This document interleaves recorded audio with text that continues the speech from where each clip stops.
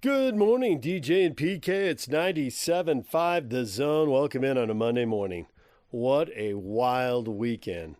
The Cougars win a crazy game Friday night. The Aggies somehow blow a completely winnable game Saturday. And the Utes, oh my gosh, that was awful. Beaten 13-7. That was, when the defense plays like that, it's a completely winnable game. And yet I suspect a lot of Ute fans are watching that game thinking this team will never get to 14 points. And they were right, and they didn't. And then Andy Ludwig was gone on Sunday. 2 Rose Bowls and a Sugar Bowl. It was a great run, but it ends mid-season. And as Kyle Whittingham said after the game, some difficult decisions are going to be made in the next 48 hours, and they were made in the next 24, and Andy was gone. Now, the open question, the big question is, how much of a difference is that going to make? Is it... What, are they going to change players? They're going to change the scheme mid-season. They've still got an inexperienced freshman quarterback out there trying to figure it out on the fly. Plenty of questions. Here's Kyle Whittingham after the game. Very proud of our defense. I can start with that. To hold that crew to 13 points from what they've been doing this year with really essentially no help, field position-wise or staying off the field. Very proud of the defenders, very proud.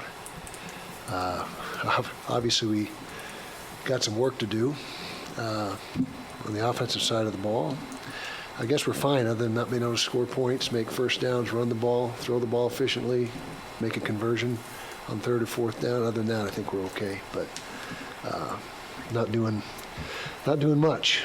And so that I guess the positive is we know exactly where our problem lies. And what we got to do to fix it is our job as coaches, and players are playing hard. I'll give them that. They're all playing hard. Not throwing any player under the bus. Just tough to figure out. If you would have told me we'd hold them to 13 points, I thought we'd win 20 out of 20 times, and wasn't to be. So special teams didn't do us any favors. Punt blocked early, although we survived it and ended up getting out of that one unscathed. That was disappointing.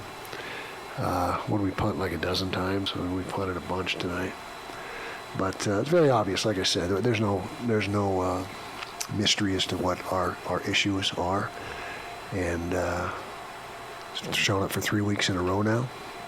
And so we've got to look at everything really hard in the next 24 to 48 hours and make some tough decisions and see where we're at. So, questions?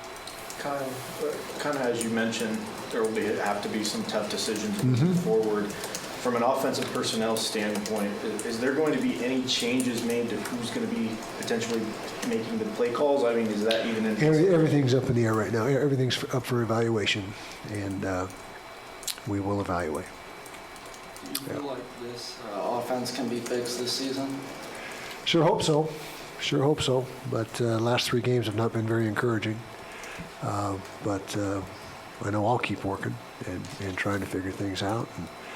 And just have to see what happens. Kyle, Isaac gave a lot of credit to TCU's defense. Mm-hmm.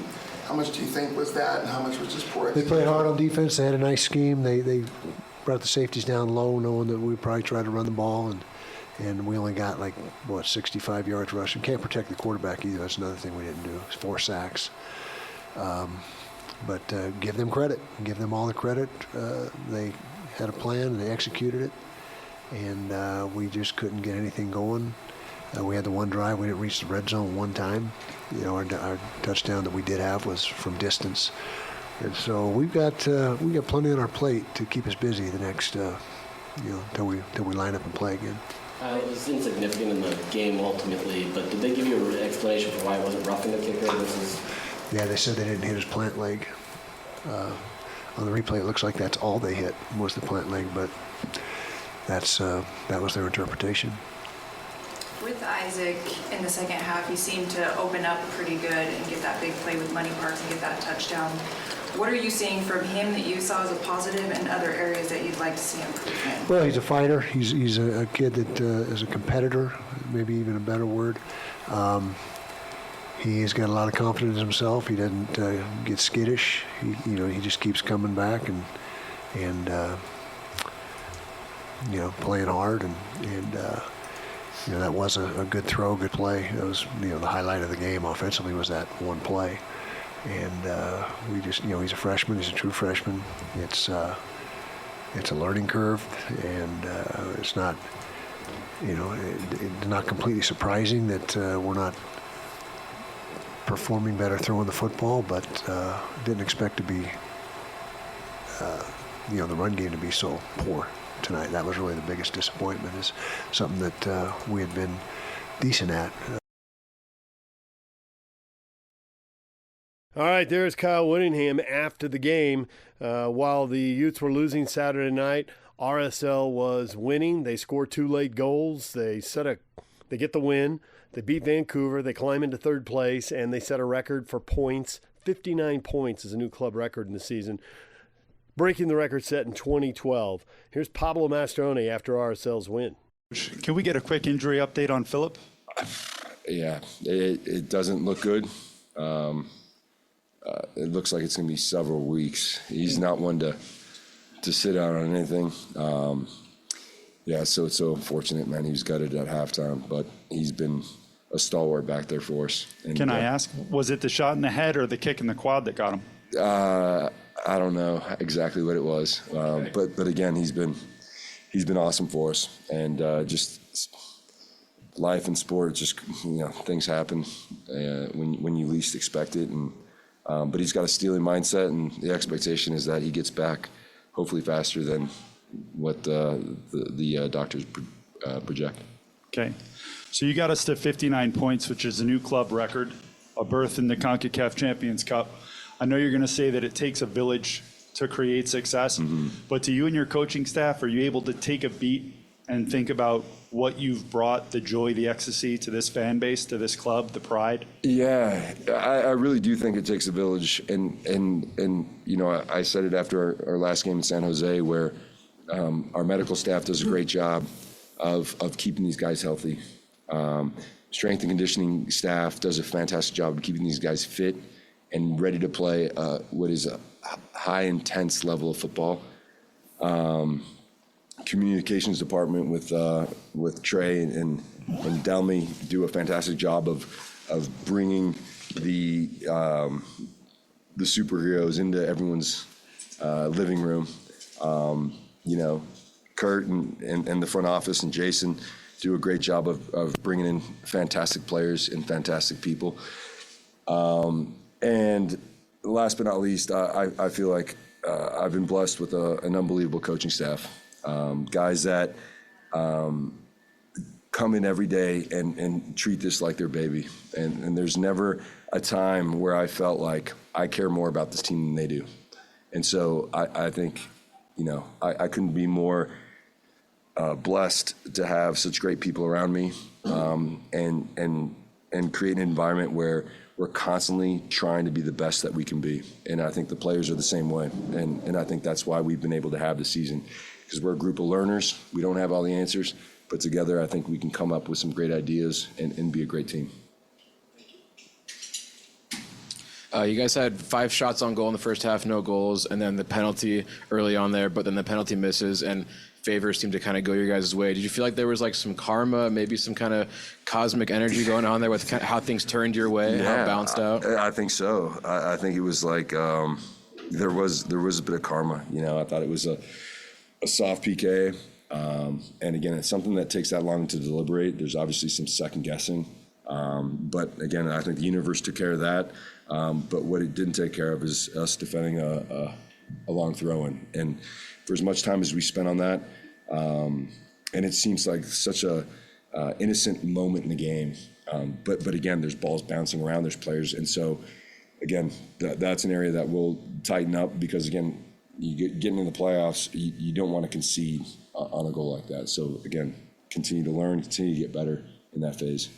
Speaking of playoffs and kind of going forward now, Chicho, 17 goals in the season, 16 over the first 17 games, I believe, but only 1 in the last 14.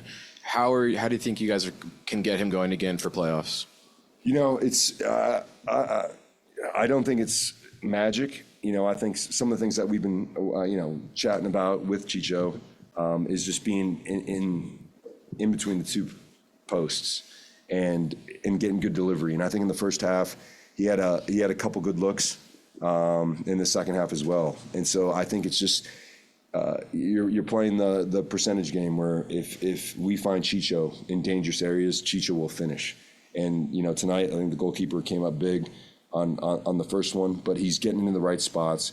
He's working his tail off defensively for the group, and it's just a matter of time before. And so if you ask me, would I rather him score in this game or just explode in the playoffs? I'd take the latter. Mic drop. Okay. Sorry, I just didn't know where the other mic was. Can you describe sort of where your team is at emotionally, where you guys are at, and sort of what you pivot to now? Like, how do you prepare for what's next? Well, again, for me, even though every game is an isolated event, I believe there's a lot of learning to take away from every game.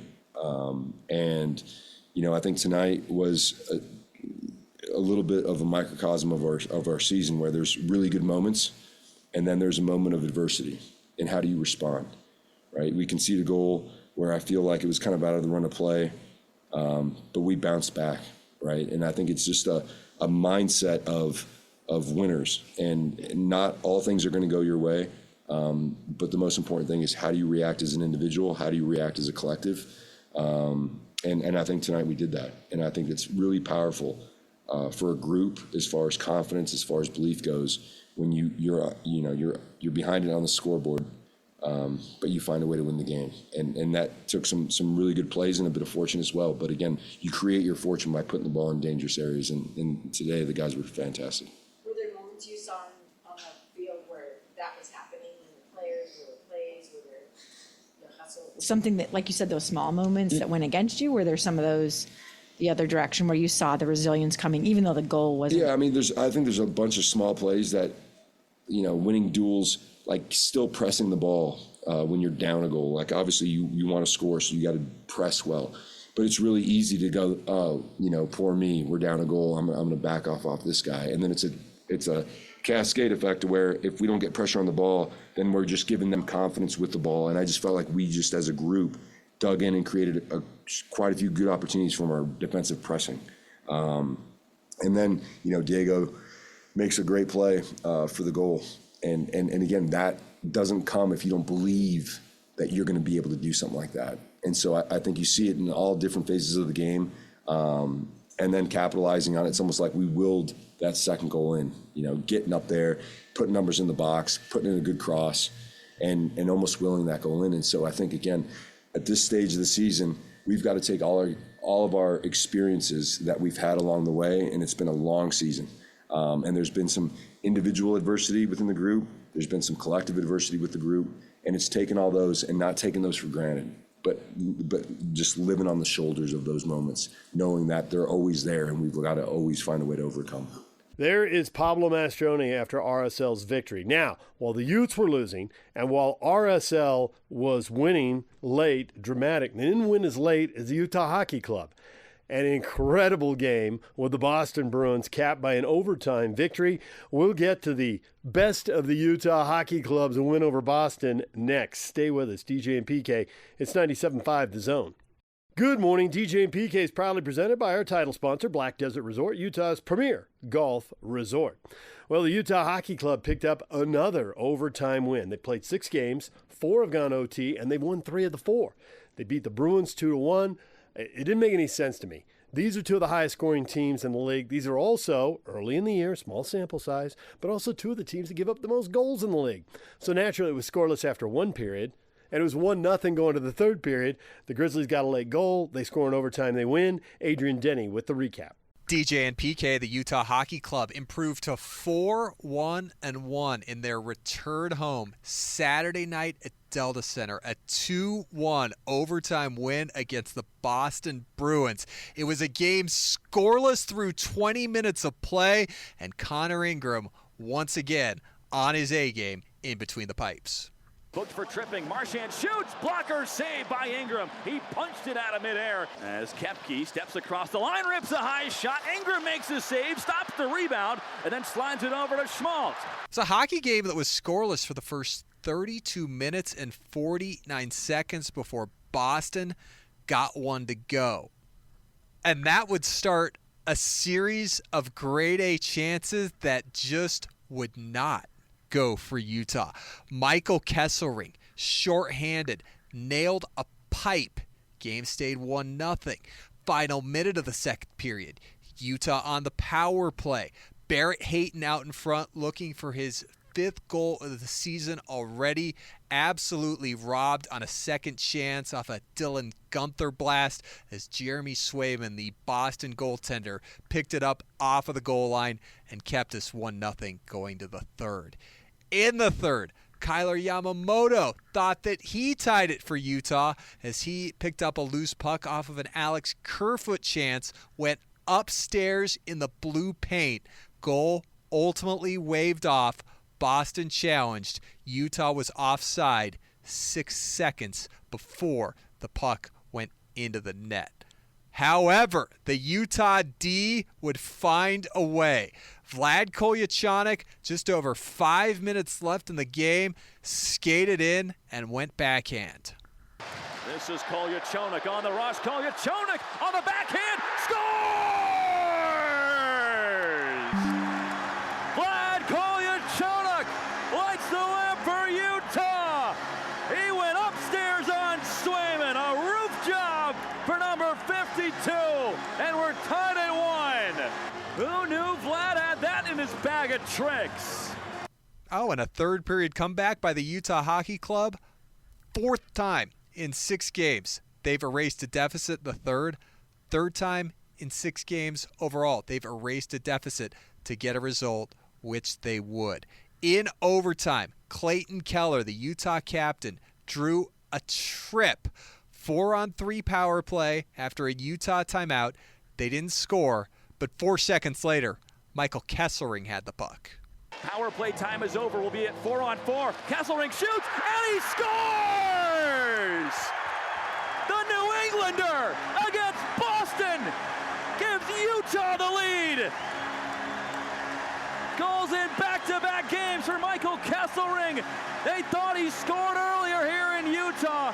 That one's the real deal, and it's a 2-1 final. Utah wins in overtime. Second goal in 2 games for Kesselring. Utah improves to 2-0 at Delta Center, beating another Original 6 team. They allowed Boston to get just 23 shots on net, a Utah season low for shots allowed, and a Utah season high for shots for. They outshot the Bruins 32-23. They did a great job on the penalty kill as well. Utah now 9 for their last 9. And in between the pipes, Connor Ingram now 4-0-1. He stopped 22 of 23. In 2 starts at Delta Center this year, he's allowed just 3 goals in 2 games, stopping 46 of 49 shots. So the fun continues for the Utah Hockey Club with their 3rd already overtime win of the year, 2-1 over Boston, Saturday night at Delta Center. And right after the game, Mike Folta caught up with Alex Kerfoot. Kerf, what a win for you guys. This one felt different than the other victories for Utah so far. You guys had to grind this out. It was a physical game. You guys had to be outstanding defensively, and you were. What was the mindset going into this, and what was the talk on the bench? Yeah, we knew we were going to have to be patient all night long. They're a stingy defensive team. They don't give us much, and they got a goal there on an odd man rush, and we didn't panic. I think it says a lot about our group early on in the season that we didn't try and force anything. We just stayed the course. We got one there, got called back, didn't bother us. And I mean, that's a heck of a play by Coley to get one for us there, and then a great shot by Kess in overtime. You get 2 goals from defensemen, one from Vlad Kolyachonok, his first of the year, and then Kesselring, the New England kid, gets a goal. How special is that for the group? Were you guys just going wild? Yeah, I mean, that's awesome. I mean, those are 2 elite goals too. I mean, Kess Coley jumping up in the play there was awesome. And when you give Kess time and space like that, he's got a heavy shot, and he's not making a mistake from there too often. Now, Kess had a Beanpot win back in the day, and of course he gets the OT winner against Boston. You think if you would have had a Beanpot with Harvard, you would have got it tonight? I had a Beanpot there, so you gotta fact check that. All right, yeah. That's awesome. Well, hey, thanks, Kerf, and good luck the rest of this week. Awesome, appreciate it. And a happy bear after the game as well, head coach Andre Tourigny. We hear from him right now, post-game, after the win. This win means for the team tonight? Well, I think we played a really solid game, both sides of the puck. I think we played really good in the line offensively, but I think we gave up a little bit too much of the rush tonight. We were really stingy of the rush. We still be stingy in our zone, so PK was huge. I think, and we score big goal that, Coley came up big, which is a big goal. We had a few opportunity goal called back for offside, which was the right call. But I think that line, Chelly and Yami did a really good job with Stanny to give us energy to get a few good scoring shots. I think, honestly, our four lines were rolling and were about the same. Can you talk about Coley Ashmick's defensively? Well, Coley has all the attribute. He just need to keep growing, taking experience, tuning in his decision, his consistency in his decision. But he showed greatness every game. He just need to do it a little bit longer, just a little bit more consistent, a little bit simpler and longer. I think he played a really good game today. Did you know he was capable of a move like that? Well, yeah.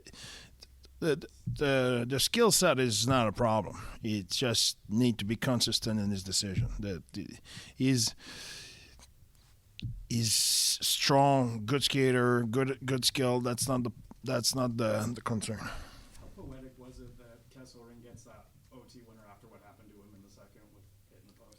Yeah, but he has a great shot. The big thing with Kess is to take that shot. I think he passed on 2-3 shots a night. I think at some point he will understand with a shot like that you don't pass on. You find a way to have more, and he has a really good shot. With the fourth line, what are you looking from Michelli? What are you kind of asking? I'm not a guy who try to get guys play different way than who they are. I think Kevin Stenlund is good with the puck. He's really good defensively. He's really good on face-off. He's good on the PK. But as well, he has a great shot, and he can generate offense. Last year playing in the fourth line, he scored 10 goals. So it's not like it's a guy who doesn't have offense. And Michelli can help any guys to produce scoring goal. He can make plays. He's a good playmaker. And the way he works the last 2 games, he worked both sides of the puck. He's intelligent with the puck. He doesn't take risks. He's a plus for us. And Yami was a guy on the loose puck, recovered a lot of pucks, made play. He had a lot of energy, brought a lot of speed. He played a solid game. Just the bottom six as a whole, they're out there, last minute of the game, a lot of important parts. No. Did you kind of feel them pushing more than they have earlier in the season? I think that's the strength of our team. I don't see it that way. I see every night we will have different line who will generate. Obviously, we have Keller's line it's a really good line, but Cooley's line as well is a really good line, and Crosser's 20 goals for how many seasons in a row, and Josh Doan was a really good player. Kerfie, 50 or more points last year, and it's not just one time in his career. So I think that's the strength of our team up front. We have that. There's 4 lines who can score every night or can play against everybody. Example tonight, their fourth line, they were all point-a-game guys. So we played Kerfoot against those guys, which normally Kerf play against a top 6, but we fell. Kerfie was the big body with Donor and Crosser and play against our fourth line was a good matchup for us. And I know Cools, I talked about it this morning, when he wants to defensively, he's elite, and I did want him to take care of Pasternak, so that was the matchup. And 8's at Marshy, and I think it worked well. And for Stanny playing against their third line, I think they did a good job. So I think we played a solid game. He was really good. I think he had a tough start. His first shift was, but then he played solid. And you talk about last shift of the game, but the second last shift of the game, they had Marshy and Pasternak together, and was Cooley was there. And just a little reminder of knowing who you play against, and they were elite. 3 overtime wins. What is about this team helps you guys win? 3-on-3 hockey. First of all, we get there. That's a good thing to do. We know, and that show we're in it every night. We're battling. We're in it. I like that. The Bruins are a really good team, and we found a way to go get the big goal in the third and stay with it. And when they scored in the second, I was hoping we will not get out of our structure and try to be impatient and show our age. And I think the guys did a pretty good job. We got on the box right away after, but our PK did the job, and from there I think we were a good team. Coach, do you think it says about the maturity of the team that you guys did stick with it? Yeah. Yeah, I think that showed leadership. I think our leader did a really good job. I think we have guys with experience in that room who've been successful, so I think that helped. But as well, if you look at our young leader, they do a really good job at staying with it and then being a good example. And I think our young guys as well, they're growing. And you want to win, you need to do those things. So I think that team is really competitive and they want to win. Coach, I asked Kes this question. I'll ask you this question too. The crowd and the atmosphere once again here was unbelievable. Yep. I mean, how much did that give you guys that extra boost to get across the finish line, complete the comeback tonight? Well, those games are tough game. Boston are heavy. They're a big team. They play well defensively, so you need every ounce of energy possible. So having our crowd pushing with us, and it's feel really good. And follow-up question on that: just what does a win like this, like what can you as a coaching staff take away from this win that you can apply to the rest of this homestand? I don't know exactly. Just doesn't mean anything anymore. The only thing it means is we have 2 more points on the standing. That's what it means. The key in that league is to do it again. It's what you did yesterday doesn't matter anymore if we're not good next game. So it's great. We showed ourselves. We showed everybody how we can be. Now we have to do it again. Now we need to enjoy until midnight rule, and then move on and prepare. We need to do it again. Would you say Yamamoto? So how about this, DJ and PK? It's a homestand. Game 2 of the 3-game homestand comes up tomorrow night, a Tuesday night at Delta Center. Puck drops just after 7. I'll be on the air with Hockey Night in Utah, or once again, as PK calls it, the pregame show, starting at 6 p.m. right here on the KSL Sports Zone. The Utah Hockey Club with the victory. All right, we're going to take a break. It was so many dramatic games over the weekend, but did anyone top the Cougars? They had it. They blew it. They took it back. We'll get to all of that coming up. You'll hear from the Cougars, Kalani Sitake, Jake Retzlaff, Tanner Wall, coming up next. DJ and PK win lunch from the Zone and Cafe Rio on Taco Tuesdays. Listen every Tuesday for your chance to win a $20 Cafe Rio gift card. Learn more about Taco Tuesday and the great deals available every week at CafeRio.com. DJ and PK, it's 97.5 The Zone. Good morning, DJ and PK, it's 97.5 The Zone. Remember, you have a chance to win big every week on Win Tickets Wednesday right here in The Zone. You can win a family 5-pack of tickets to watch the Jazz take on the Warriors at the Delta Center October 25th. Listen to The Zone all day Wednesday for your chance to win. All right, the Cougars did it. They gave up a late score, but they came back and won the game in the final 10 seconds. Here's Jake Retzlaff, who threw the game-winning touchdown pass, and Tanner Wall with an enormous interception. Here they are after the game. Jake, take us through the last drive. That was out of body. That was a spiritual experience. That was insane. I was just telling some of our media team that I remember the run up until I cut. I remember making the decision to cut inside, making the decision to slide, and then I remember just spiking the ball. And then I remember throwing a touchdown to Darius to win the game. That was sick. I mean, Chase made a great catch on 4th down. That was huge. That was I big. mean, he was doing jumping jacks. He was so open at first, and then I was like, that's too easy. That was incredible, dude. Hope you guys didn't get nervous. To that tune, Jake, it seemed like you guys believed you were going to go down and score a touchdown. Am I totally off my rocker? Of course we did. Of course we did. Well, everybody believed it. Dude, 2 minutes, 2 minutes my thing. I love 2 minutes. If I had to say one thing, the best situation I love is 2 minute drill. I mean, every time we did it in camp, every time we did it in spring ball, I was always excited, ready to go, getting the guys going, and we are really good at it. And it was just cool to do it like that to finish. Could you go through that final play, that touchdown pass, the route combination, what you guys expected maybe in coverage and how that opened up and Darius was able to finish it off? I don't know, dude. It's a great concept. But it was just Darius made a great play on the ball, went and got it.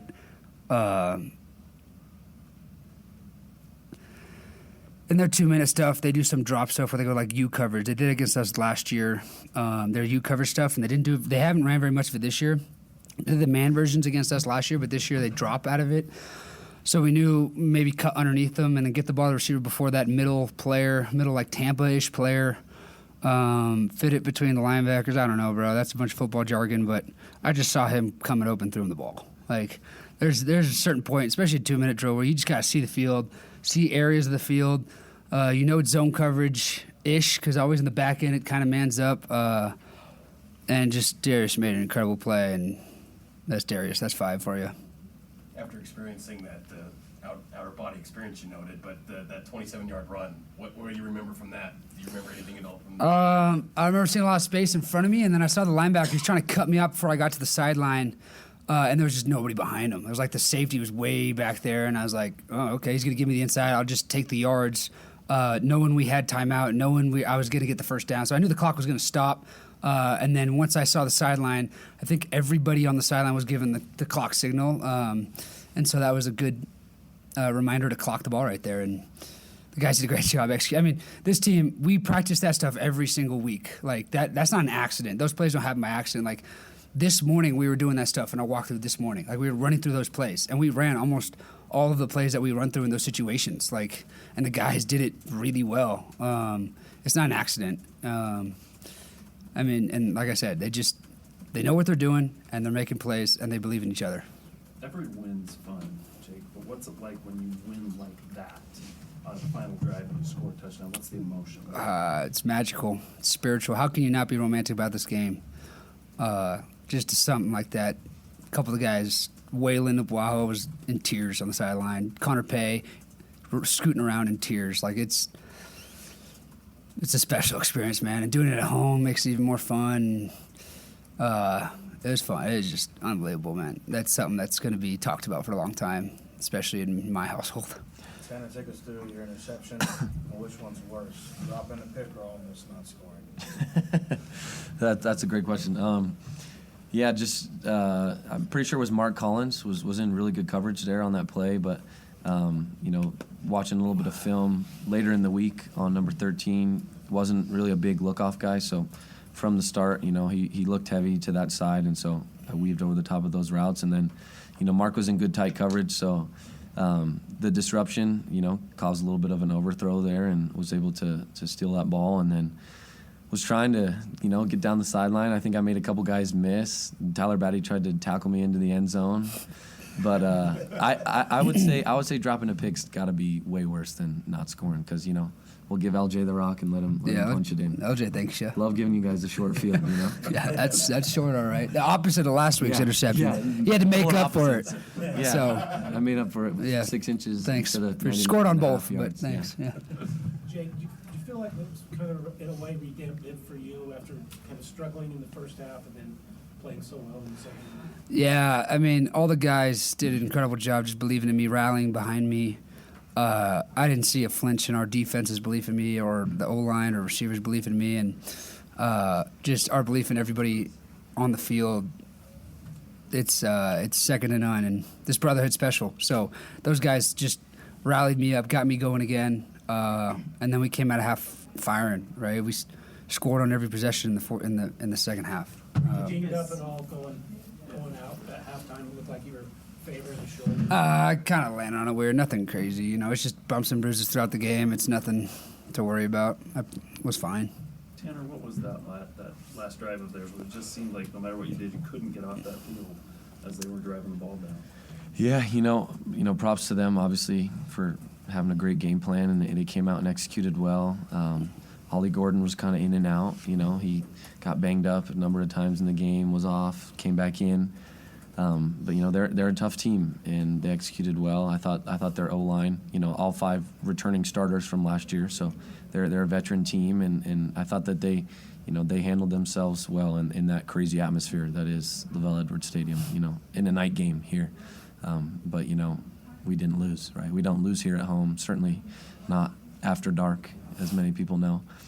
But yeah, they had some good plays dialed up, right? And were able to pick up some quick runs, right? Just kind of punching up the middle in those tight formations, and you know, we were prepared for that, and so really it was just kind of a man-on-man situation there where we needed to, you know, win with pad level. But props to them for coming out and really executing. I got one more question back here. Hi, after a win like that, what is it right now that you guys are most confident in about your team as a whole?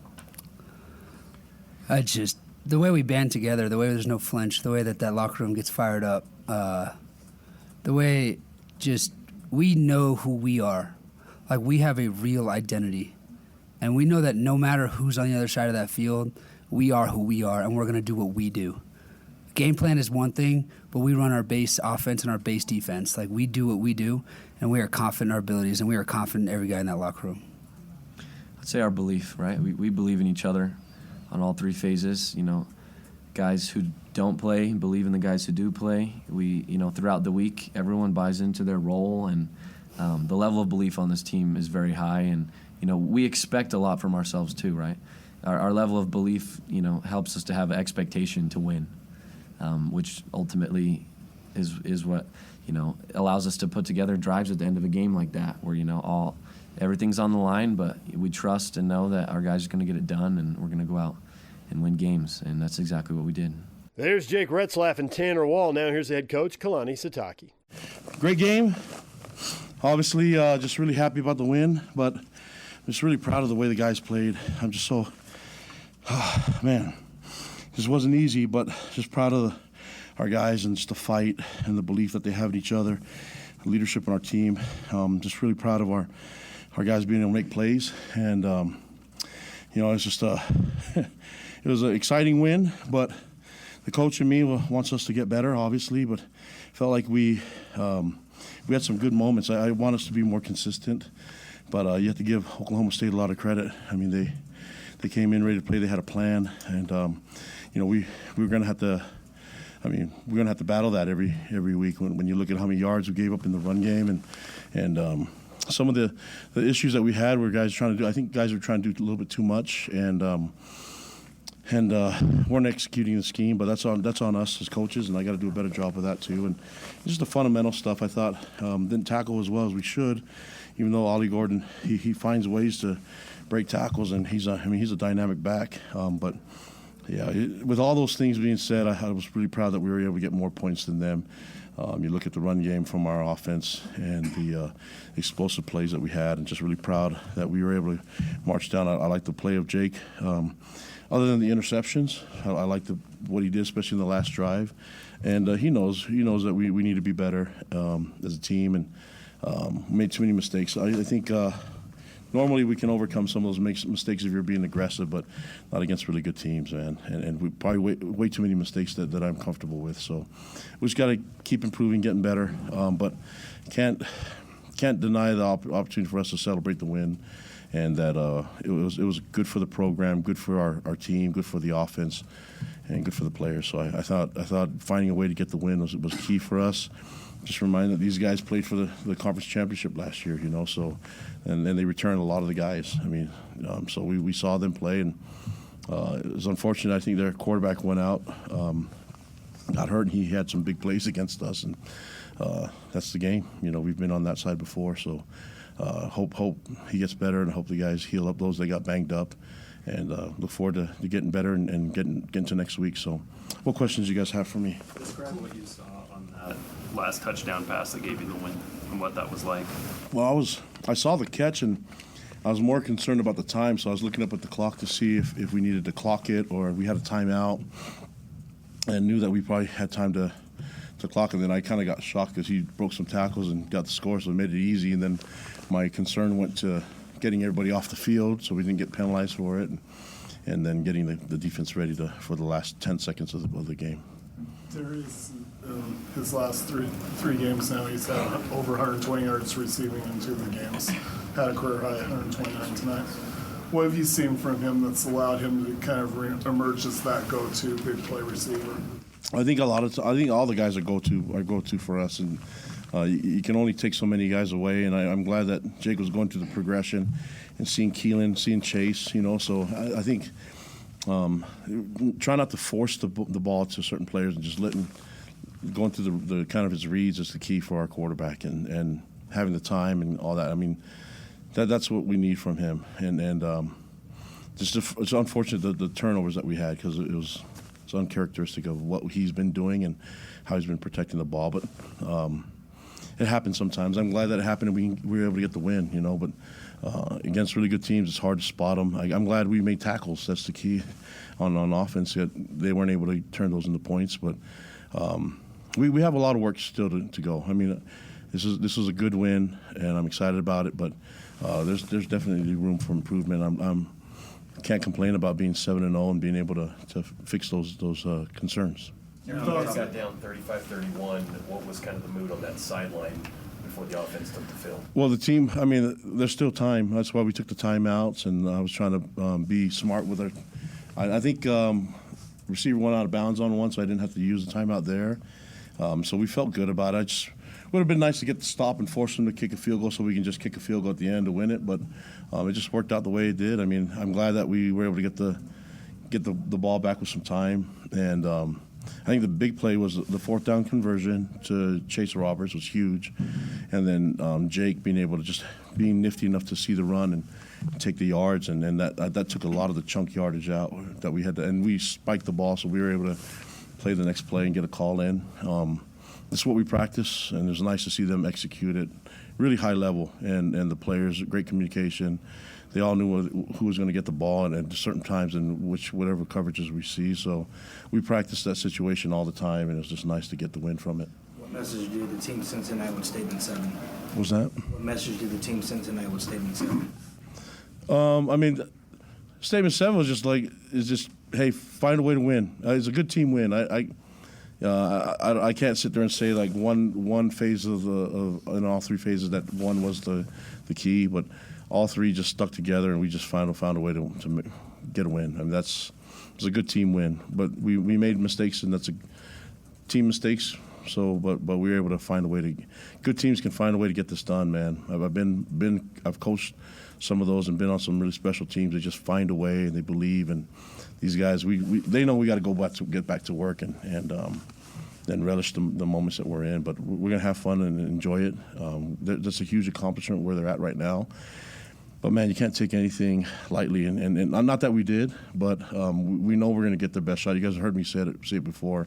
We're gonna get their best shot. We just gotta make sure that ours comes along. I don't know if that was our best shot, but I know that there's times that last drive was definitely a best shot of ours in the end. But that you have to give credit for Oklahoma State to stress us a little bit. I don't mind it. I don't mind the stress and the growth that we can make from this game. Kalani, it looked like Jake was banged up a little going into the halftime. Mm-hmm. Was there any thought or kind of what was his prospects coming out?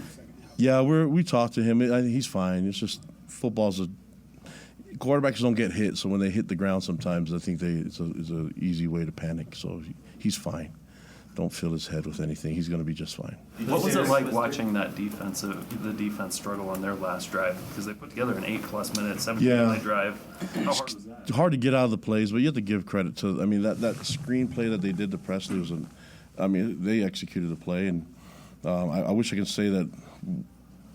Had we played more assignment sound, I think it would have made it more difficult. We would have got out of some drives, but It was uncharacteristic of what you've seen from our defense, you know. And so I have to watch the film. I have a feeling that guys are trying to do too much, you know. That everyone's trying to get in the how do they get the energy and the momentum of creating the turnovers, you know, because that can be exciting, but it can also be a hindrance sometimes when guys are going out of their own responsibilities to try to make the play. And I don't fault them, but we've got to be a little bit more disciplined and make sure that everybody does their 1/11. And I thought we freelanced a little bit for the sake of trying to make the big play. And that's my first initial impression. And it put the defense in tough spots and it hurt us, especially in the big plays and the run plays. So we'll go back to that and try to find ways to get these guys to play at a more disciplined level. Did you expect Oklahoma State to run the ball as much with their quarterback? Yeah, I mean, we knew that. That's what they do. They're good at pounding the ball, and they have one of the best running backs in the country.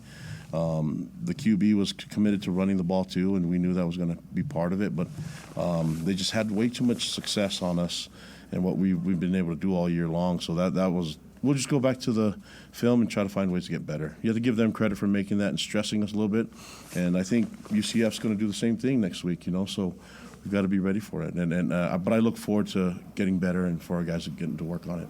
BYU's offense put up 38 points. It seems like they're right now and producing. How would you describe Aaron Roderick over the last few weeks as a play caller and how this offense has been able to get in sync and score the ball? Yeah, I think he's done a great job. You know, I think being the offense coordinator at BYU can be tough sometimes. You're criticized quite a bit. I mean, I know I played here, seeing the things that were said about Roger French and Norm Chow and the entire staff.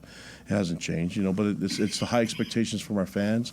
We understand it, but it doesn't hurt to score 38 points. So, if we can score 38 points every week, I like our chances, you know. So, A-Rod understands what's at stake here. He understands expectations, and he's willing to meet it. So, I don't have a problem with how he works. I think the way he organizes it and the way he coaches with his staff, can't complain about what they were able to do tonight. I thought they were able to do some things that the drive killers were the turnovers, you know, and some of the mistakes that we made. But we were so close to just being really unstoppable on offense. And you have to give Oklahoma State credit for getting some timely stops. But I'm glad that we're in a position to kick a field goal, and Will came through and made it, and you know that gave us the win that we were able to go get the score and come out with the W. Last two questions. Go Mitch first, then we'll go here. Okay. Comeback win like tonight. You feel like your team is a group, like a team of destiny right now with how you guys are just finding a way to win no matter what. I don't know. I don't want to categorize it or define it that way. It's just like you can see when teams find a way to get the win, but you have to work. I mean, we're going to go back to work. That's going to be the key, and we got to learn from it. And I think I've been singing that tune from the very beginning. And you got to find ways to be disciplined and be humble. Just be humble and just work every week for what's ahead of you. Don't look at the next game. All we're focused on right now is Game 8, and we've got to find a way to be better. And that's what we're looking forward to. That, and I think it's going to be a good test for us. But we definitely can improve. I would say that I love the way the team is working, though, and the connection that they have with each other and the love that they share for each other, the belief. That's something that's special, and I love the leadership on this team. I believe LJ had a career night as well. Was that one of the emphasis points at halftime to run the ball more with him in the second half? Well, I mean, LJ's a playmaker for us. I think if offensively, I don't really give them any. I don't sit there and tell them what to do. Let's get more points on the board. Let's get first downs and get more points on the board. I thought they were doing some really good things. We just got to finish drives and get some scores. I mean, we're so close from being really explosive and unstoppable, and that's going to be.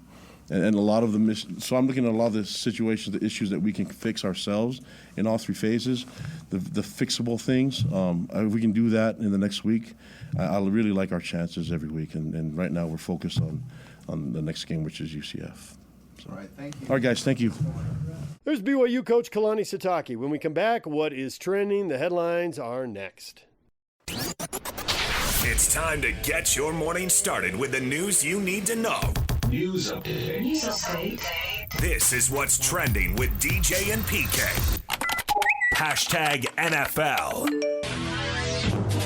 Jake Bates with a 44-yard attempt, hash mark right side to give the Lions the lead. He's ready. There's the snap. There's the spot. Kick away. It is up, and it is good! Jake Bates sends it through! With 15 seconds to go, the Lions have taken the lead. It is Detroit 31 and the Vikings 29. 2nd and 10 from the 12. Play clock down to 5. Allen in the shotgun takes the snap. Blitz coming. Fires over the middle for Amari Super Cooper for a 12-yard touchdown reception. 4th down. Less than a yard for a touchdown. Mahomes takes the snap and wants to throw it. He'll step up into the pocket. Flag on the play. Mahomes is into the end zone. Touchdown, Kansas City. Gets the snap, gives to Najee Harris, hurdles a man, and Najee Harris scampers into the end zone. Touchdown, Pittsburgh Steelers. 10-yard run. Najee Harris jumps into the stands. Here comes a couple linemen to join him. Highlights from the NFL. The Kansas City Chiefs are the last undefeated team in the NFL. They beat the 49ers 6-0. 28-18. Kansas City improves to 6-0 on the year. The Niners have guys leaving the game sick, and Deebo Samuel, after, 4 or 5 plays, whatever it was early, and Brandon Ayuk looked like he wrecked his knee. That was horrible. And the Chiefs just keep rolling along, PK. It doesn't matter how many interceptions Patrick Mahomes throws. He's tied for the lead in the NFL, and they got the best record. All facts. Are you amazed by them? No, not at all. I don't think the Niners are that good. So they beat a team that's 3-4. Yep.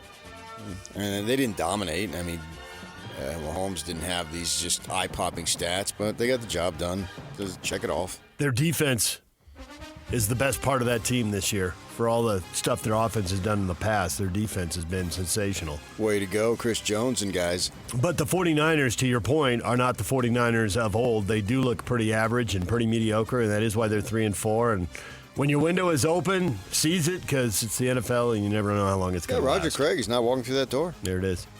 The other team that had been undefeated, the Vikings, got beat on the last-second field goal. Lions 31-29. I'm ready for as many NFC North versus NFC North playoff games as the NFL playoffs can give us. That was a good game. The Packers and the Texans was also a good game, decided by a last-second field goal. Packers 24-22, so you got 4 teams, all with 1 or 2 losses right now. That's a great division. Exactly. Tremendous. You also heard Najee Harris running wild. The Steelers down 15-3 to the Jets, rattle off 34 unanswered. And win going away, 37-15. Russell Wilson, 264 yards, 2 touchdowns. Didn't start great, but he warmed up and he was cooking. Yeah, he looked good. Hasn't played in a bit. Steelers continue to motor along. They're just a model franchise. Can we just pencil the Bills in as the first playoff team now with a 3-game lead in the AFC East? They hammer the Titans 34-10. Well, it's a weak division there. The Jets can't get it together. Tua's out for Miami. Patriots are obviously still in rebuild mode. Kind of remind me of what the Bulls did. You know, we're so dominant now. How long is it going to take to get back? You got to give them some time. For the Bulls, we've gone many, many years. For the Patriots, we'll see. So to answer your question, yeah, the Bills should be the obvious best team in that division. Monday Night Football, Ravens and Bucks, 6:15 on ESPN and ABC. The Chargers and the Cardinals in a Monday night doubleheader. We got 2 games tonight, but that is a streaming-only game, ESPN Plus, for the Chargers and Cardinals. DJ and PK. Hashtag Utah. They're going to go under center. That doesn't happen all that much. Hoover is going to try to sneak it, gets a push from behind, a penalty flag thrown, and now we get the signal. Touchdown. Kick is up, and the kick is good from 28 yards out. So TCU expands its lead 13-0 here in the third quarter. And Wilson's going to go under center. 1st and 10 from the 29. Play fake. Wilson, plenty of time. Going deep, middle, caught! Touchdown! Money Parks! It's very obvious, like I said. There's no mystery as to what our issues are. It's shown up for 3 weeks in a row now. We've got to, look at everything really hard in the next 24 to 48 hours and make some tough decisions and see where we're at. There's Kyle Whittingham after Utah loses to TCU 13-7, and where they are at is offensive coordinator Andy Ludwig has resigned. He's leaving the program. Northwestern offensive coordinator Mike Bajakian is expected to take on a bigger role with play calling. It's a 3-game losing streak, and the guy who was calling plays for both Rose Bowls and the Sugar Bowl is gone. So when Kyle says big things are going to happen, well, there you go. Big things happening. Yeah, it shook up the industry a little bit, talking to some folks last night when that went down. Didn't think that, maybe it's the right move, and is it cosmetic? Bajakian's got all sorts of credentials. He's the former Northwestern coordinator. He's been a coordinator 3 or 4 different places. Cincinnati comes to mind. He's been a quarterback's coach in the NFL. He's the bald-headed dude you see on the sidelines. For those folks who don't know who he is, he'll be available today, later on.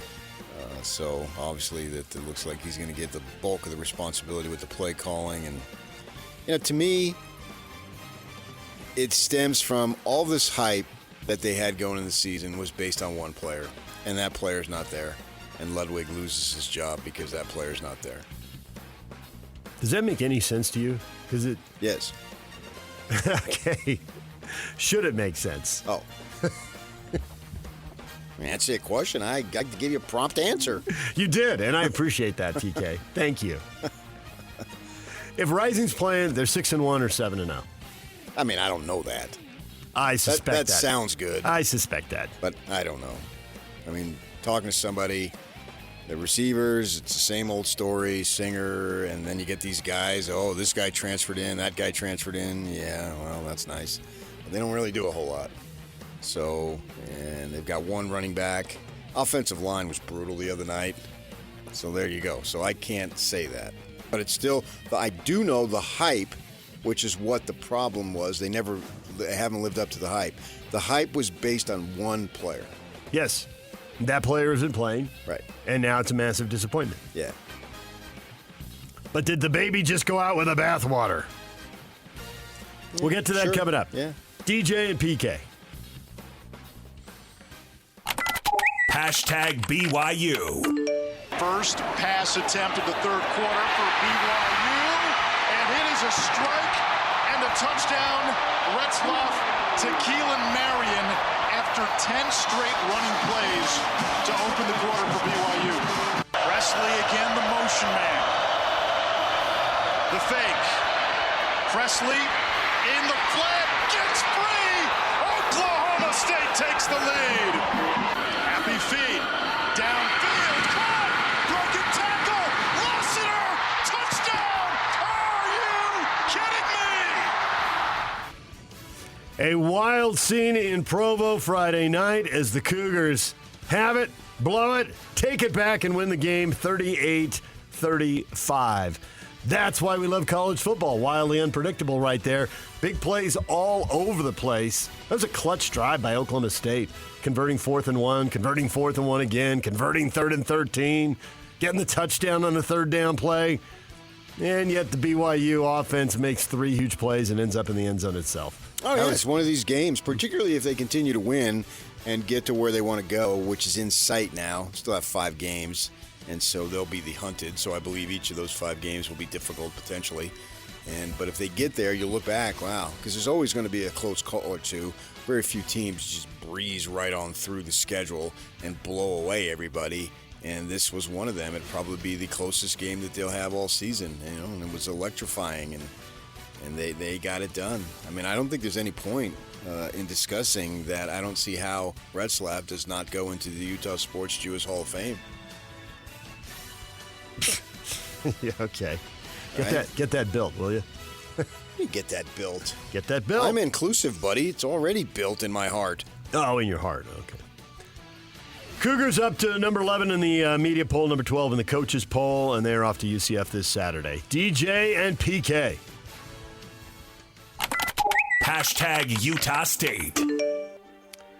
The Aggies had it until they didn't. Had the 2-score lead, but get outscored 21-7 in the fourth quarter. The defense that can't stop anybody, well, put New Mexico on the list of anybody as the Lobos get 3 late scores and win 50-45. And the Aggies really knew they couldn't stop them because they're going for it on 4th and 1 at their own 34-yard line. You could punt the ball down there to the 20 or 30 or whatever and give your defense a full field to work with, but they clearly didn't believe in them. They went for it. It didn't work, and they lost the game. Yeah, they're a mess. Yep. 6 straight losses now. They've got Wyoming next. Also, a 1-6 team. Somebody's going to get a W. DJ and PK. Hashtag college football. Plenty of time, 35 seconds. Lined up, back to under center. Back to a run it, a sneak, touchdown! Rocco back took it in.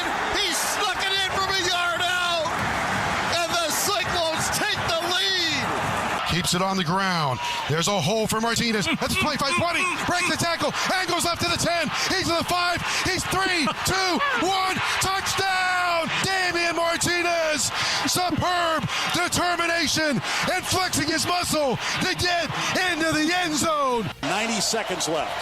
Milroe out of the shotgun, drops, stands in there, looks, fires over the middle, intercepted at the 37-yard line. A diving catch by Will Brooks. Brooks gets the interception, his second of the year, and that will seal it for Tennessee. Wow. I formation. Micah Morris is the fullback. Etienne's the tail. We got a tight end there as well. Hand it to Trevor. This time he plows in. Touchdown, Georgia. Yeah, no doubt about that one. Georgia beats the undefeated Longhorns. They take their first loss. They fell out of the top spot in the polls, 30-15. Pretty decisive stuff there from a Georgia team that lost to Alabama earlier.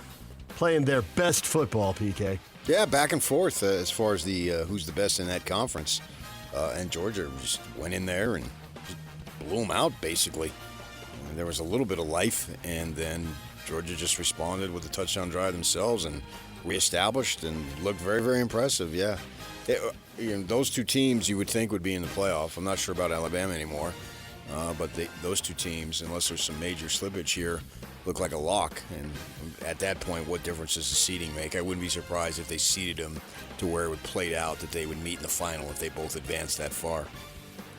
Tennessee and LSU also thinking playoffs. Tennessee beat Alabama 24-17. So Alabama's got 2 losses, and they still got to play LSU. So they've got another tough game out there, maybe tough too. Miami stays undefeated somehow. They beat Louisville 52-45. So they are still unbeaten in the ACC. And Iowa State remains unbeaten in the Big 12. Like BYU, 38-35 winners. Like BYU, a late touchdown to remain undefeated. And Texas Tech's sketchy defense had a nightmare, gave up 59 to Baylor. So 2 losses on the season, their first loss in the Big 12. It's now clearly BYU and Iowa State in the driver's seats to get to Arlington. Don't leave out Kansas State. Kansas State a game back. Still in the mix. I could argue they're the best team. They blew out West Virginia 45-18. I won't, but I could. You could. DJ PK. Hashtag Utah Jazz. Jazz wrap up their preseason. They were blown out in Portland 124-86. It had been a feel-good preseason. There had been some wins, but as you get closer, maybe lineups get a little more real, and you get a taste of what this season might look like. No, it was preseason. I didn't watch 1 second. DJ and PK. Hashtag Major League Baseball. And the 1-2.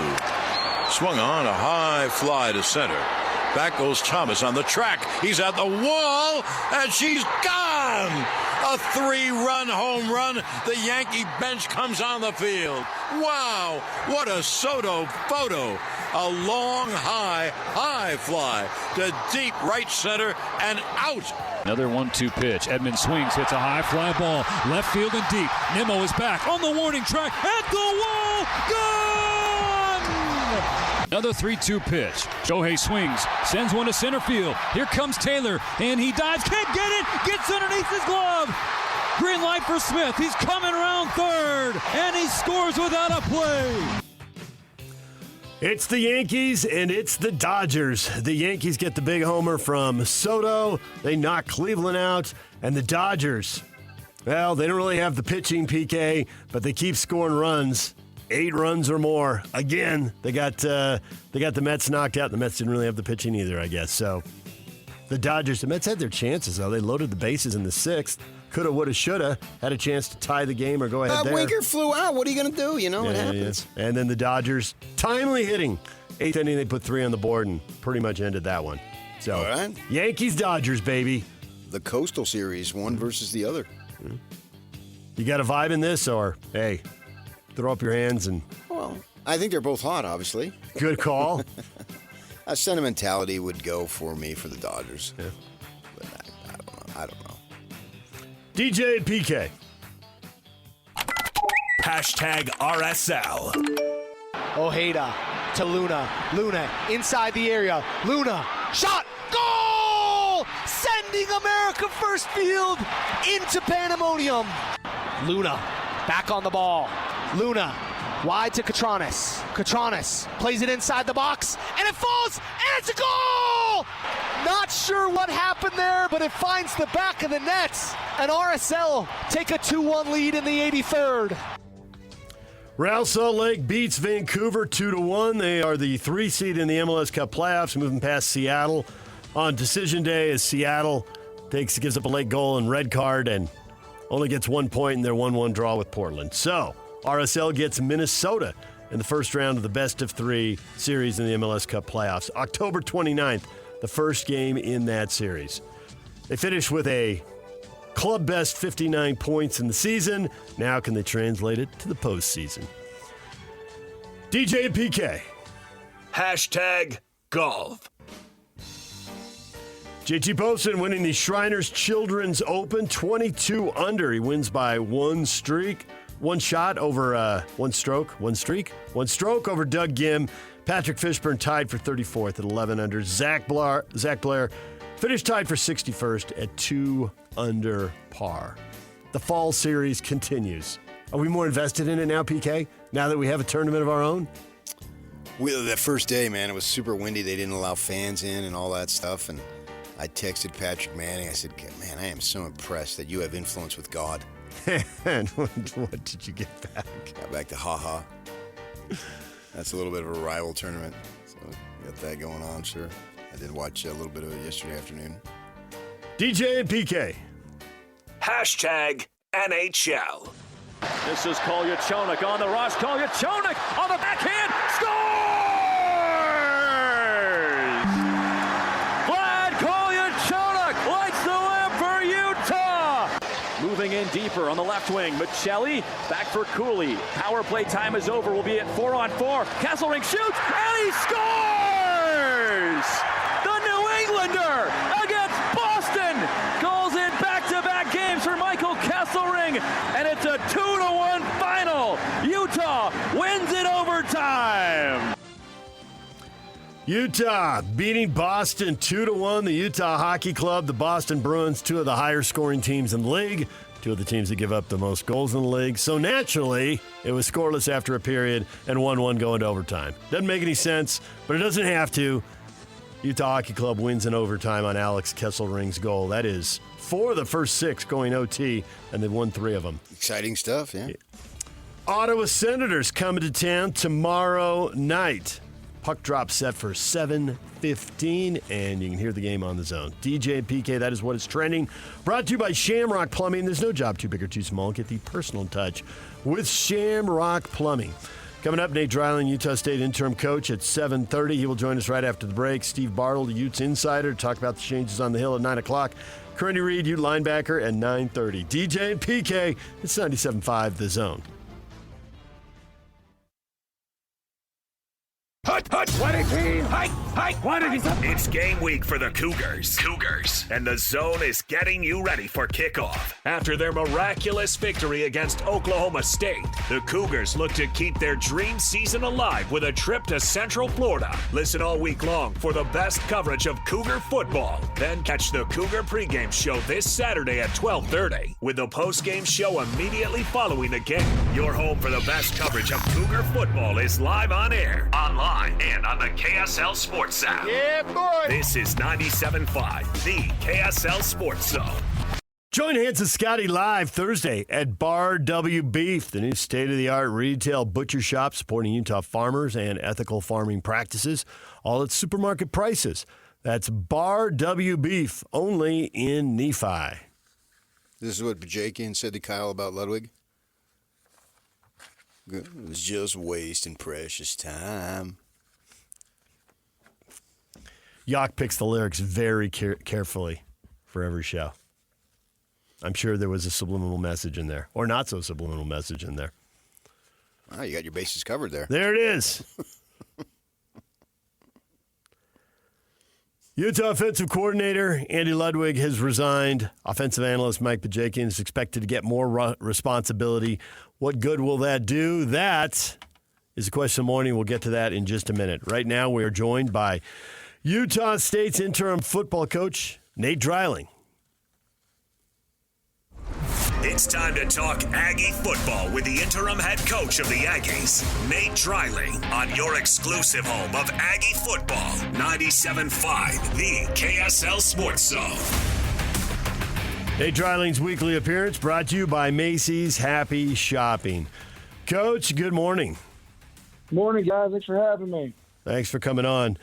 So we have talked about the issues with the defense over the last few weeks, and I thought it was pretty telling. 4th and 1, you could have punted and given the defense a whole field to work with, but decided, I guess, the way things were going with the Lobo offense, that going for it and picking up that yard was your best bet? No, I mean, more so our offense was doing a good job and kind of clicking. So we know if we would have got that first down, the ball game would have been over. So we'll always play aggressive, and we just ended up a little bit short, though.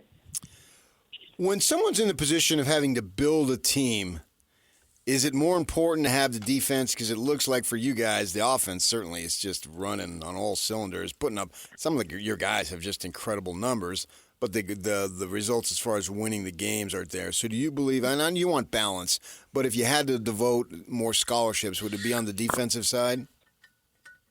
I think, yeah, defense and a tough quarterback. If you have those two things, you're going to be hard to beat. So, but it is what it is. When you get the job in July, you don't make those decisions. You just work with what you got, right?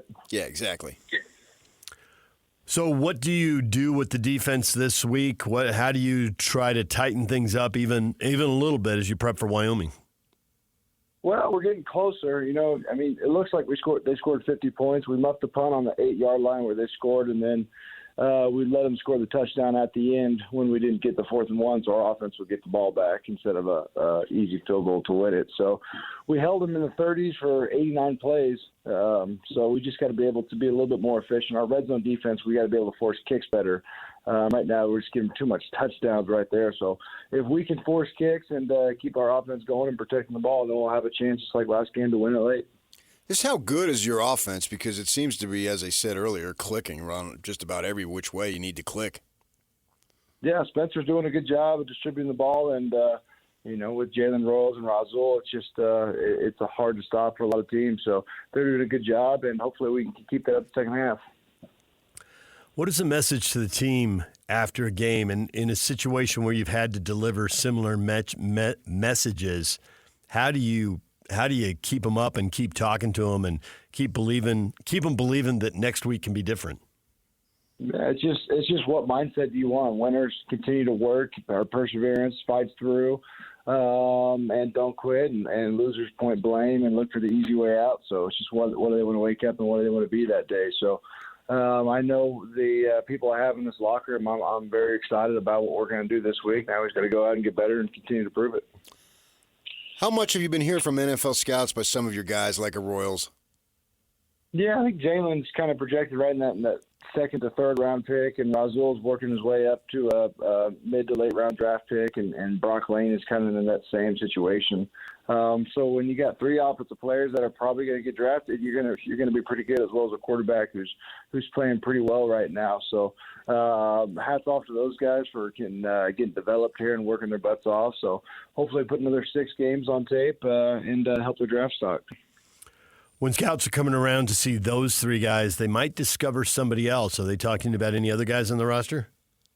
You know, Wyatt Bowles, our offensive lineman, is playing very well, and he keeps getting brought up more and more. And then we probably have the best long snapper in the country, and Jacob Garcia, who's going to find his way on a team or in a camp at least as well. So a bunch of guys, especially on the offense. So that's, it's easy to be good when you got good players. So now we just got to make sure we keep getting them the ball when we need to. When coaches are in the season, recruiting is important. How are you balancing both? That's a good question. Every home game we have 4 or 5 official visits. We're up to, I think, 7 or 8 commits right now. So it's just working the fine line of making sure, one, you have a good recruiting department who can handle a lot of the logistics stuff when players are on campus during games. But then, two, you have to make sure that when you're driving home at night, you better be calling recruits and families and let them know the priority here. Do you have to have a little deeper list now, given the fact the way the transfer portal works and stuff can open up pretty quickly? Or do you figure on if you lose a guy with a transfer, you fill him with a transfer so the team doesn't get too young, so you do have a number of scholarships you're working with for high school recruits, and that doesn't move too much? Yeah, that's a good question. You definitely go +1, potentially +2 in every position, meaning that, hey, I'm only going to have 1 guy graduate, but I'm going to recruit 2 guys just because you don't know. And then at the end, you'll have to figure it out because it is such a crapshoot on what it looks like every single year. So you are recruiting a lot more players than I guess in years past before the portal. College football, obviously, it's becoming more and more professional like the NFL just about every day, every week, every season, and all that stuff.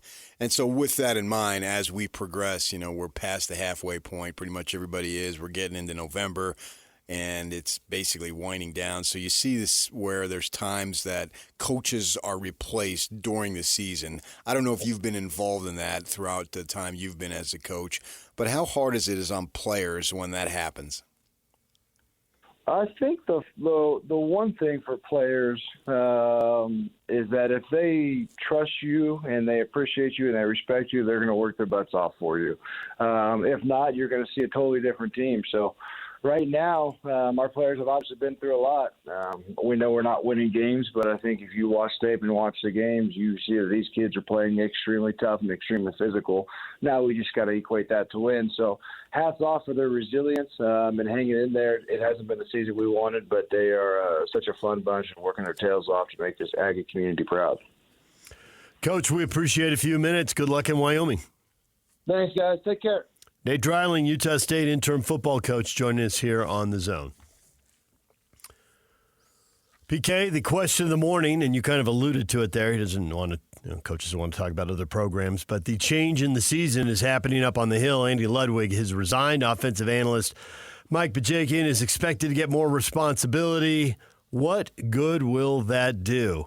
And Ute fans, like rearranging deck chairs on the Titanic, Dan says. Yeah, that's one cliche I figured would be out there for sure. I can see where people think that. Timothy, nothing. The issue is wit. Travis, the first domino has fallen. Brooke, should have happened a while ago. Really? Should have happened a while ago, huh? It's just 1 or 2 losses. A month ago, I think literally to the day, they went into Stillwater and won. And 4-0, 1-0, big road win, freshman quarterback, all the same things. And now, right, is today the 21st? Yes. Today is the 21st. Literally 1 month to the day. I was in Stillwater celebrating, getting texts from people, what a win, blah, blah, blah, blah, blah. And so you got all that stuff going on here, and now 1 month later, should have been earlier. It's about time. It's crazy. And do I think that Ludwig is a sacrificial lamb? I do. Yeah. It's part of the business. Andy turned 16 last May, and I don't know, the word would be Andy ironic.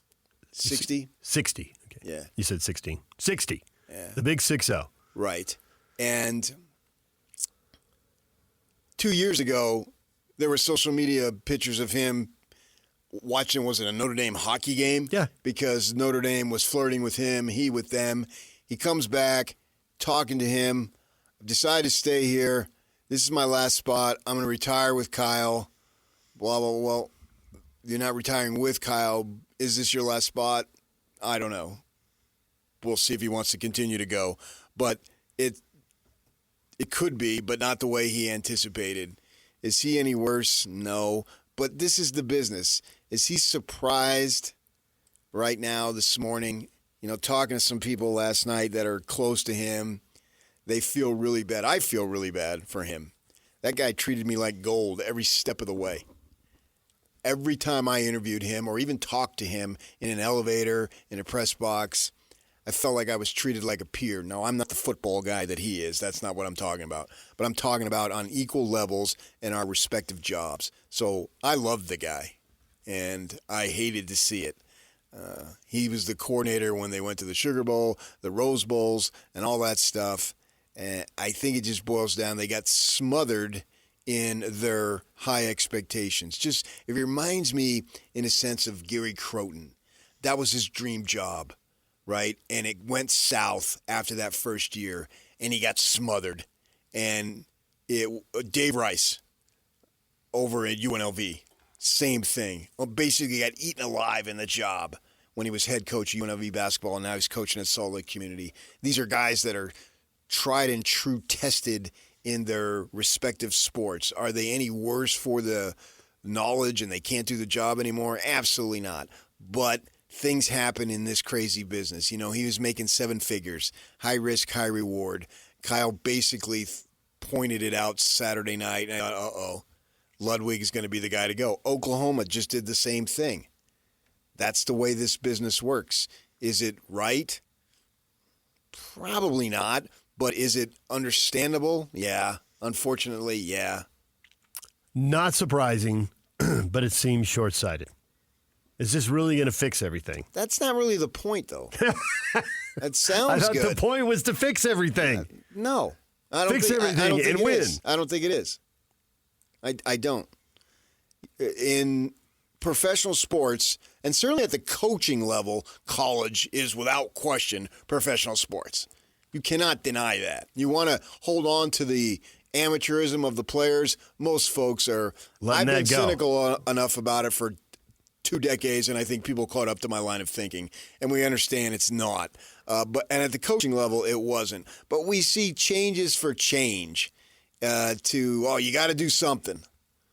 You know, Kyle obviously has run through a slew of offensive coordinators. Andy was, I think, the longest he's had in his 20 years.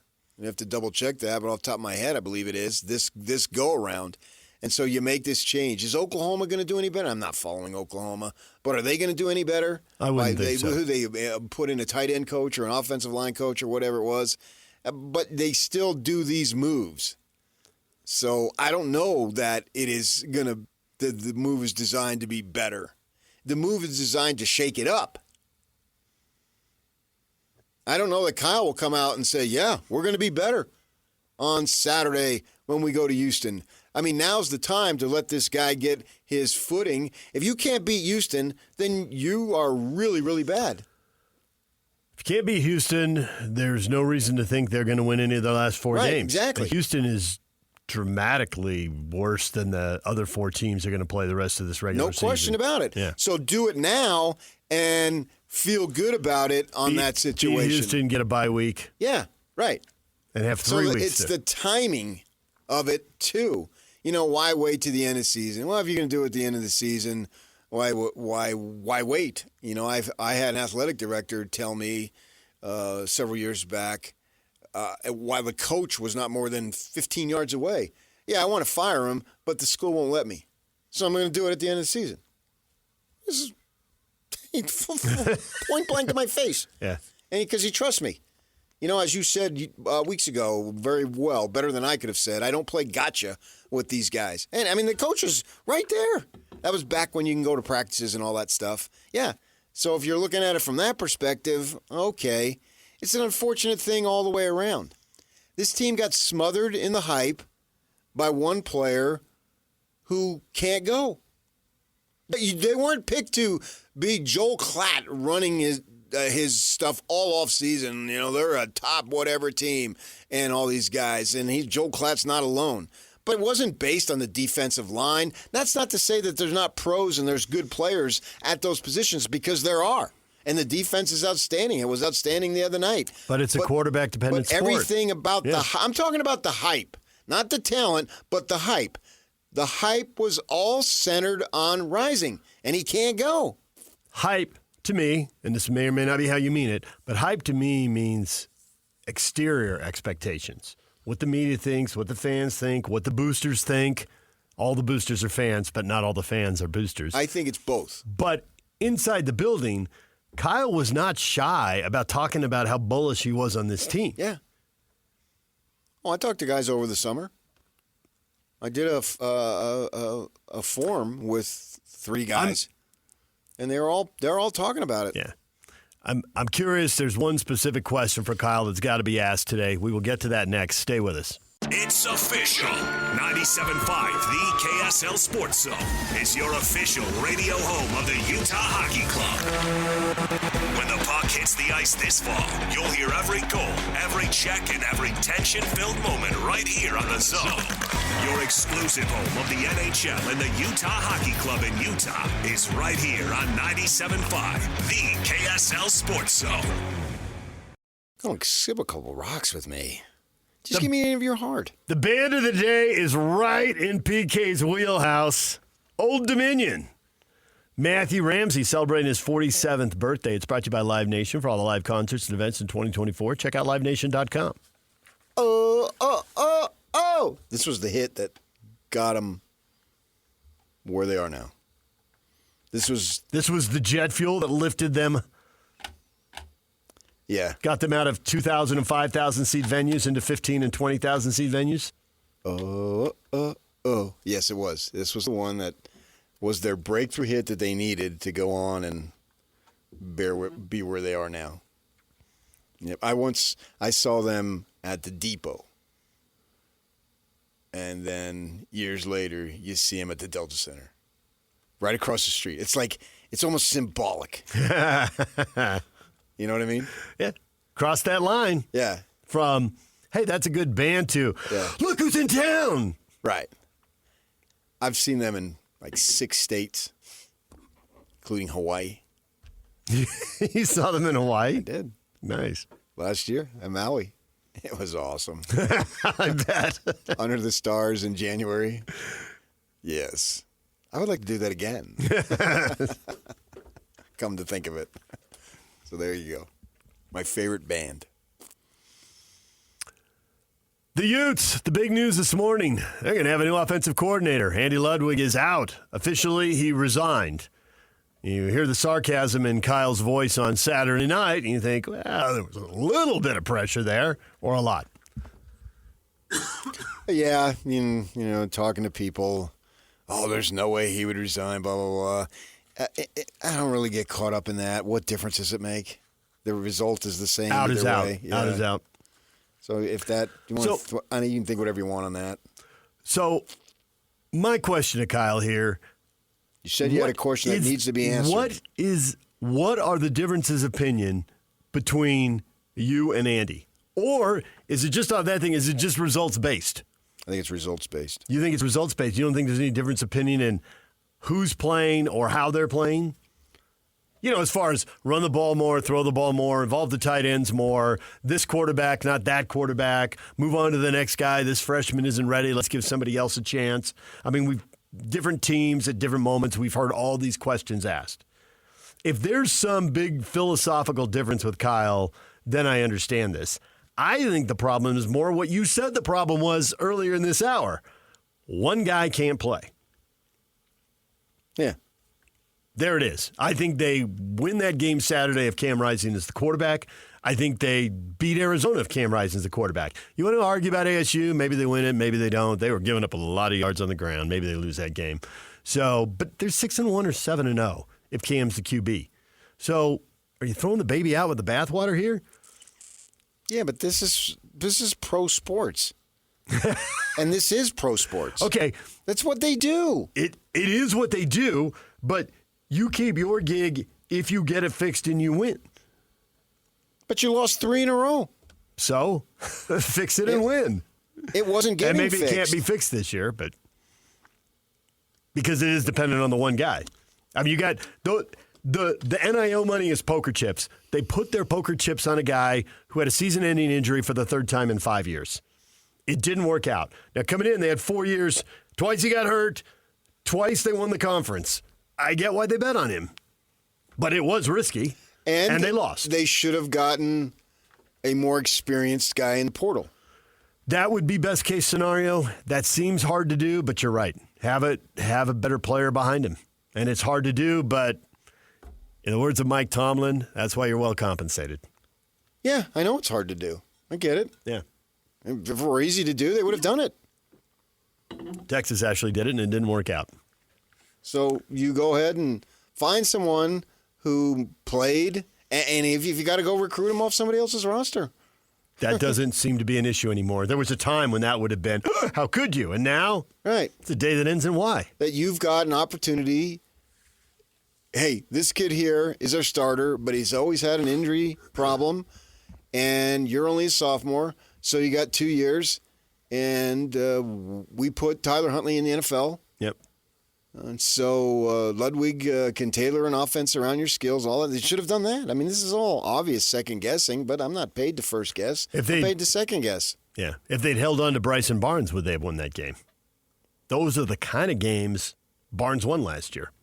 Or they won with Barnes. I don't want to put it Barnes. Understood. No, he did a great job against SC getting him in the position for the game-winning field goal. This game reminded me of the UCLA game last year. They won 14-7. Now they got a defensive score early in that game. Yeah, they needed one They got Saturday to play night. from ahead. Yeah, they got to play from ahead. Or some type, a special team or something. And it didn't happen. Now, that's no discredit to the defense. You limit those guys to that many points. To 13 points, you got to win the game. What was it, 1 touchdown and 2 field goals? So you did a fine job there. There's no question about that. But it boils down to, you got to make some kind of change. Even if it's just cosmetic, which you can argue, sure, that's what it was. I get it. But it's the reality in which we live in, the world. And Ludwig has to pay. If the defense had sucked, well, then it would have been the defensive guy. And is the defensive guy any less, worse, best of what he was? I don't think so. But do I think it's going to make any difference? No. No. I think they're going to struggle on offense because they did struggle on offense to beat Oklahoma State. And, we looked at Isaac Wilson, and his time will come. It just shouldn't be now that, they got 2 wins with him. Well, that was fool's gold. There were 2 crappy teams, Utah State and Oklahoma State. Things do become more clear later on. And the Arizona loss looks worse with time. I mean, Arizona's now lost 4 out of 5. And the 1 win in the 5 was the Utah game. That loss can be argued is the worst loss they've had so far of the 3. Join JJ and Alex tomorrow from 3 to 6 at JCW's in South Jordan for the Utah Jazz Roundtable. 106 60th South Riverfront Parkway, South Jordan. 106 South, 10660 South Riverfront Parkway in South Jordan. DJ and PK, it's 97.5 The Zone. Hot Takes with Toast brought to you by Siegfried and Jensen with 30 years of serving Utah. BYU, they win again in dramatic fashion. What a difference a year makes. Don't be talking about last year. That's a song for another time. That's the name of the song. It's all about now, man. Wow. It's a legendary win. 7-0. Pandemonium at Lavelle Edwards Stadium. Yeah, I was surprised there wasn't a massive storm the field. Yeah, the last second win can do it. Rank the plays in order of importance. In order of maybe not in order of importance because I guess they needed them all to win any one. And it's what is that? Is it Jenga? Is that the game where you pull out the blocks and they all fall down? Yeah, you pull out any one of them and the whole thing, the whole win falls apart. I thought that was Ring Around the Rosie. Different game. Ashes. They all fall down. Fourth and 8, the conversion to Chase Roberts, the long scramble by Retzlaff, and the winning touchdown pass. Order of I guess you got to go winning touchdown pass, but without the other 2, you don't have the winning touchdown pass. And what was crazy, the Chase Roberts just seems to get himself open. He may not have gaudy stats, but his catches seem so freaking important. And obviously that was crucial. And they bought time. And Roberts, he's been playing football. His dad coached him and all. We talked to him earlier in the season. And this guy really understands what he needs to do to get the job done, making sure that he's beyond the sticks there. And then the scramble gives them the opportunity. Now the clock isn't so much against you once you have the scramble, right? Because it seemed with a timeout in your back pocket, you can do a lot of different things. And then the throw to Lassiter seemed like it was a warm-up thing that you'd see before the game. How easy was that? How could that be so easy where he just catches it and then makes a little move and a couple of people dive at his feet? Nothing. It just seems so simple at that point. That was what was the craziest. You thought, even from Oklahoma State's standpoint, okay, this play and then the scramble, but they still got 35 yards to go. It's not like you're just right at the doorstep there, but they made it look so simple. That was what amazed me, and that was just an unbelievable drive against the clock there. That's Retzlaff's coming out moment, so to speak, man, where it's like, okay, whatever you thought of him, now you think of him on a higher level, a different plane. I don't want to get caught up too crazy because that was an 0-3 team, but I said that they were about as dangerous as can be because they didn't want to go 0-4, and then, BYU gets lucky. You're talking about how you think Rising, they could be 6-1, 7-0. Mm-hmm. That's impossible for me to argue against that or for that. It could be. It's all speculation. Well, it's the same principle, is that they benefited, the Cougars did, from the Oklahoma State starting quarterback going out. But who knows if he would have played as well, and Bowman played okay. So you got all that stuff going on. The only thing that matters is did you win, did you lose, especially now for BYU as they now check off these wins to get themselves one step closer to getting to Arlington. And if they continue to win, maybe, possibly, what happens in Arlington may not even matter. If you got Iowa State and BYU, I should say, both undefeated when they get there, to me, who cares about that game? That's like TCU a couple years back. That is actually the perfect comparison. Yeah. And that was with a 14 playoff. The 12 should be even more forgiving. Right. But the only thing I would say but that if is so massive. Well, they got 5 games to go, it's plus so you're hard in a to committee. Get from 7 to 12. Yeah, I mean, now they're going to be 100. Dropping a game. You're going across the country, Oklahoma to Florida. It's their homecoming game. They had a bitter, disappointing loss that was right down to the end on the road, which would have been a big-time marquee win to beat a top 10 team and all that stuff. And so they're that also didn't on a happen. 4-game losing streak. Yeah, so they're reeling in the manner to a different level than Oklahoma State was. And, boy, you'd think that they're going to give you everything they got, because now BYU, you're going up against a team that has been nationally ranked, undefeated. That's a feather in your cap if you beat that team. Plus, BYU has a rep. And when BYU is winning, oh, yeah, that's BYU, man. They've been winning for a long time. So you're also, in a sense, playing the ghosts of McMahon and Young and Detmer and yada, yada, and all that stuff. And put that there. I think that it's cliche to say, but this is going to be their toughest game of this season, is the mindset, at least what they need to have, because it's going to be hard to go to Florida and win that game. And then they got the bye, and then, I assume Utah will win this week, but that game is just going to be immense when we get there in a couple of weeks. And so we'll worry about that then. But, yeah, this is going to be hard, but they should think that they have a level of confidence, because the offense, man, they absolutely needed it, and they got it done against the clock, and they weren't given great field position, 4th down, and they converted. Wow, what a win. What a stunning win it was. I think so. And 60,000 people agree with you. Oh, I think there's more. Than that. I think there's in in the heavens, too. Oh, okay, yeah. Yeah, you have to look at it from the BYU perspective. If the world is your campus, you're not going to limit it to 60,000. You're going to, the people in Indonesia were going nuts. They're all over the place. You hear that when they go on those basketball tours. Mm-hmm. Some little gym on the coast of Marseille or somewhere. Who knows? Marseille, nice. That's a Jimmy Buffett song. Oh, okay. Came to my mind. All right. Marseille, wow. Yeah, that's just where I went to Buffett. He got inducted in the Rock and Roll Hall of Fame. It was on my mind. So, yeah, all these things. And BYU fans, are you jacked? How you hanging on? Where are you? Get on our app. Let us know. Scipio. I'm in heaven is where I'm in. Jake Retzlaff. I mean, man, he's like freaking Moses. Wasn't Moses Jewish? Ned, I couldn't sleep until after 2 a.m. because I was so hyped. Understood. It was one of those games that reminded me why I watch sports. Yeah. Years of pain for a few amazing moments like that. Totally worth it. Wow. You guys are into that. You spent time studying it. Is Moses Jewish? I'm calling Jake Big Mo. Big Mo. Yeah. Okay. People think you're talking momentum. No. I'm talking the big Jewish guy, Big Mo. Yeah. Josh, Retzlaff giveth and Retzlaff taketh away.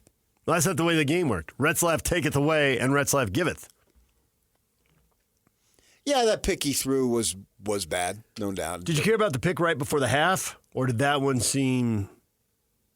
It's the one that was. It's the other one that bugs you. Yeah, well, you watch it, and or the third pick, the one they threw on the trick play, is the one that bugs you. They're moving the ball. Why go to a trick play in the red zone or near the red zone? Which they often do. No, I get that, but as far as the momentum of the game and why they were in a close game. Oh, yeah, sure. Did I like the trick play when Kingston threw the touchdown? Yeah, but you get to pick and choose. So only the offensive coordinator has to answer for all of them. Everybody else gets to pick and choose. Just ask Ludwig. Right? Yeah. Well, the comparisons between the two, I was going to save that for the next segment. Go ahead. Then save it. Save it. All right, we'll be here.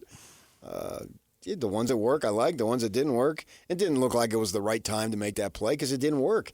It looked like you were moving the ball and you were having success. I get all that. And the thing that I looked for, that I wanted, that we talked about on Friday morning at 7:30, I wanted consistency from the offense from the run game, and we got it. That was the big thing. The drive was incredible, but Martin being able to run the ball so very well bodes well for the rest of the 5 games, because you need that. You can't be one-dimensional here, as teams are going to be so hyped to play you, and the way they ran the ball was obviously it was the best of the season. That goes without saying. Smoke and mirrors, ham and egg, pick your favorite cliche, but that's how they were winning without the run game. Yeah. Whereas when you can turn around and hand the ball to him, and he can either stiff arm somebody and throw him to the ground or just run away from him, it feels more real. Right. It's more legitimate. And it's more transferable from week to week. Yes. And to be able to have, that's the one thing I wanted to see out of that offense, and I did. And the drive was incredible. It's legendary, all that. But I really love the way they ran the ball. Martin, the last 2 BYU-Oklahoma State games have been crazy close.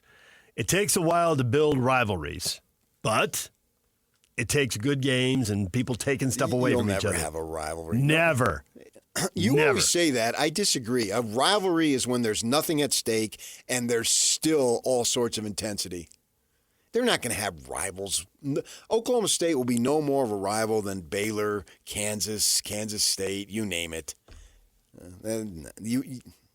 There's no new rivalries. They're already there. BYU-Hawaii, BYU-Wyoming, those games had some juice. They weren't a rivalry game in the way the BYU-Utah was a rivalry game. Because there was the other team that was against them. And they won't get that in this league. They were the USC of that the league of that WAC time. Yeah. Mountain West.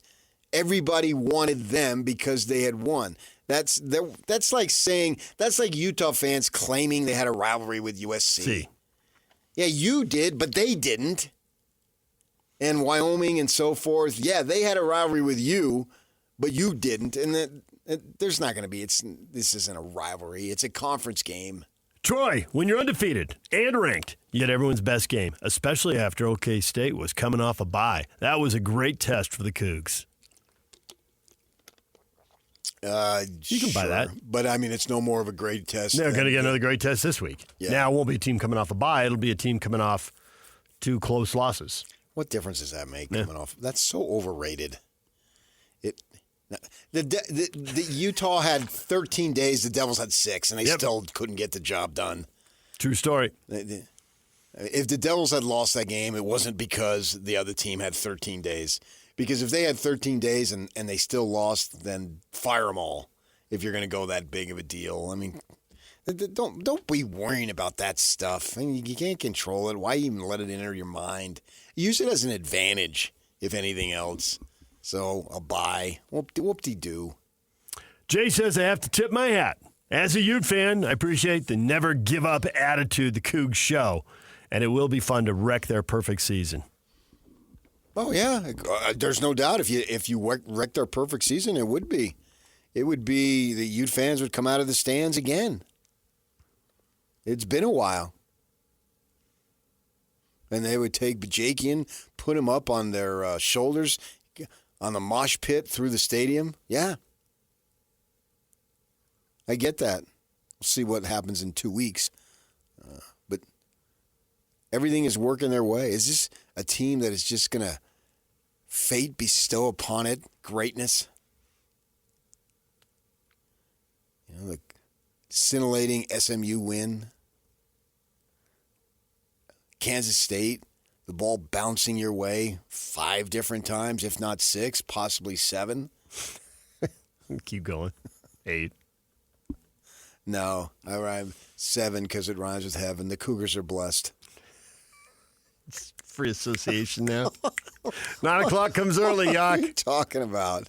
You know what I'm talking I about. am not. I know exactly what I was doing. It wasn't free. I've paid a lot for this. Okay. Keep it rolling. They should be all sorts of fired up, man. I may tweet that. I hope they win this week because then I'm going to tweet, man, I knew there'd be a team from the state of Utah in first place in November. And just leave it at that. See if my guy, Robert Lindsay, comes out and tells me I'm trash and a POS. Your self-aggrandizement over here. The second they win, because they'll have a bye, they'll be minimally tied for first. If they beat UCF within 2 seconds, I'm tweeting that. See if my guy, the follower of Jesus, I might add. Yes. He says that. You didn't write that in his little bio there. No. You did. Right. Yeah. And ironically, you have a Jesus-loving guy coming after me. But good for him. And good for the Cougars if they should get this. Now it becomes to the point when you're a fan, every game now becomes the number one emotion is relief. Woo! Yeah, got that one done. Got that big trip out of the way. Right? Each game will have its own little identity. And having to go all the way to Florida and play a game is hard to do. You know, that dream season you had with Zach, you had to get on the plane and go to Carolina, right? You lost that game.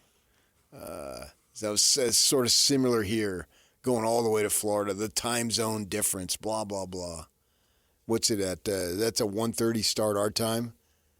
Yes. So that works to your advantage. Right. They drew the second TV window, not the first one. Yeah. ESPN 1:30 for the game on Saturday. That's a great time. Obviously, it'll be 3:30 back in the East time, but you won't have to get up to crack of dawn and all that stuff. The team's going out Thursday, as it should, to get more acclimated, spend another day rather than getting in there Friday afternoon, Friday evening. I like that. So it's set up for them. Yeah, but going forward is like, just win the game. Don't care how you do it. Doesn't matter. Maintain your position. This is going to be a great race. I think we've seen 3 teams separate themselves with Iowa State, BYU, and Kansas State. And then there's, whoever you want to put in that next group. Really doesn't matter because it looks like those are the 3 teams. Hard to believe those 3 will let the others in. Yeah. K-State down a game in the standings and down a tiebreaker to BYU. That doesn't matter. But K-State's got Iowa State out there. Yeah. Being a game behind BYU is irrelevant. As long as you get one of the 2. Yeah. Right. And they've got Iowa State in the finale. So win out. Yeah. And that wouldn't surprise me in the least if they did that. If they went out. Yeah. Right. Yeah. I think they're really good. Things didn't go their way that night. Okay. Yeah, but if they went out, they're 11-1. So that's really good. Yeah. Who's throwing back 11-1? Right. Yeah. Even Alabama likes the look of 11-1 right now. Well, the one team that would have thrown it back for a decade. Texas and Georgia. You're just looking at Oregon and, Cinderella like in Indiana, obviously, and in Miami and all that stuff. We can look at the teams that have 0 losses. But this is set up for a great race going forward here. I think this is what your Mark wanted. You got 2 undefeated teams, and then you got a 1-loss team that is really good too and is capable of doing great things. Great football program that they've had. And they're benefiting from great play, good enough tradition, if not great, certainly good. All the things that you need, and BYU's got it, and they're right there in the thick of things. But, man, now it's like the easy stuff is over. Now everything going forward here is hard. Everything. Every opponent on that schedule is hard going forward. I don't care who the team is. You got the target now. You can make somebody's season if they're terrible, and if they're good, then they're good enough to wreck you. Mm-hmm. Yeah. So you got to sweat it out every week. Yeah, I think so. DJ and PK, it's 97.5 The Zone, and we want to remind you about your chance to win lunch from The Zone and Cafe Rio on Taco Tuesdays. Listen every Tuesday for your chance to win a $20 Cafe Rio gift card. Learn more about Taco Tuesday and the great deals available every week at CafeRio.com. Coming up next, different year, same story, different school. The Utes and Cougars, they're never separated by much. We'll get to that next. Stay with us. It's game week for the Utes, and the Zone is getting you ready for kickoff. Kyle Whittingham and the Utes will try to snap their 3-game losing skid and get the season back on track with a road battle against Houston. Listen all week long for the best coverage of Ute football. Then catch the Ute pregame show this Saturday at 4 with a postgame show immediately following the game. Your home for the best coverage of Utah football is live on air, online, and on the KSL Sports app. This is 97.5, the KSL Sports Zone. Listen up now. Nominate the youth sports volunteer that you know for the Hercules Hero of the Week. Submit your nomination at kslsports.com/contest. Listen every Thursday afternoon to JJ and Alex for the winner. Help us celebrate the efforts of those volunteers making an impact with the Hercules Hero of the Week, sponsored by Hercules First Federal Credit Union and Beehive Meals. DJ and PK, it's 97.5 The Zone. Competing massive stories, PK. BYU remains undefeated with a dramatic win. Jake Retzlaff leads them down the field to the game-winning touchdown with 10 seconds left. Big Mo. And Big Mo. And the Utes, new offensive coordinator, Andy Ludwig, the architect of the Sugar Bowl trip and 2 Rose Bowl trips, gone. Stepping down, resigning after a 3-game losing streak. I feel like all of us in this market, me for sure, but not just me, had a big old imprint left on us by Jerry Sloan. We heard him for so long. And it's pro, not college, and it's football, not basketball. But winning, consistency, keep tightening up the details, come back, tweak one thing, change one thing. And that's old school. I get it. What you said earlier this morning, if you're just joining us, PK was talking about, it's just, hey, somebody's got to pay. You got to make a change. It may be change for change's sake, but you got to make a change. A year ago, Retzlaff wasn't ready to play. Went 0-4 as a starter.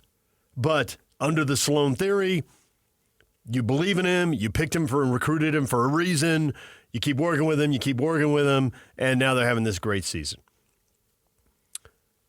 Isaac Wilson goes in, really young, wins a couple of games, but can't win them all, and now has lost 3 in a row. I hear a little bit of Pablo, too.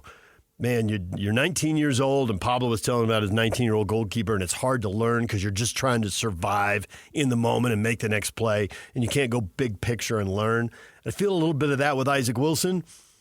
If they invested in him and stuck with him and didn't have change, is the new OC going to come in and he's going to get told a whole different way to play? No. Because it'll be handoff, run the ball, and throw it to the tight end. Well, they're going to design a game plan to beat Houston. And that's what they're going to do. So, do things really look dramatically different? No. Has anything looked dramatically different in the 20 years Kyle Whittingham has been the football coach? Dramatically different. No, I can't give you dramatically. I mean, they look different, but not dramatically. Well, dramatically enough to make a change? I don't expect it. And you better stick with Wilson, yeah.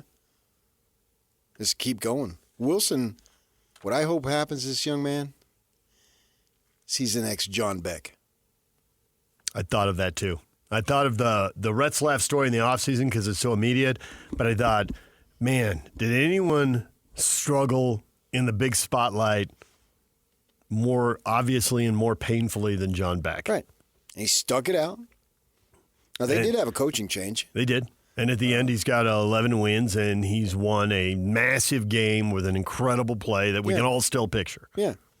And I hope that down the line, that's what happens to Isaac Wilson. Right now, he's going through growing pains. Well, duh. I love the kid. I love how he got up there afterward, said he apologizes to the defense. Go ahead. That to me was a classic. Don't learn from your mistakes. Don't learn from your mistakes. Learn from other people's mistakes. And obviously, his brother had a press conference that didn't go well in New York. In a similar situation, he got right up there, and I thought, this is a kid who pays attention, details. That bodes well. Yeah. You think about him. He's been interviewed, but the way the high schools work is you interview the winning coach and winning players. You rarely interview losing players.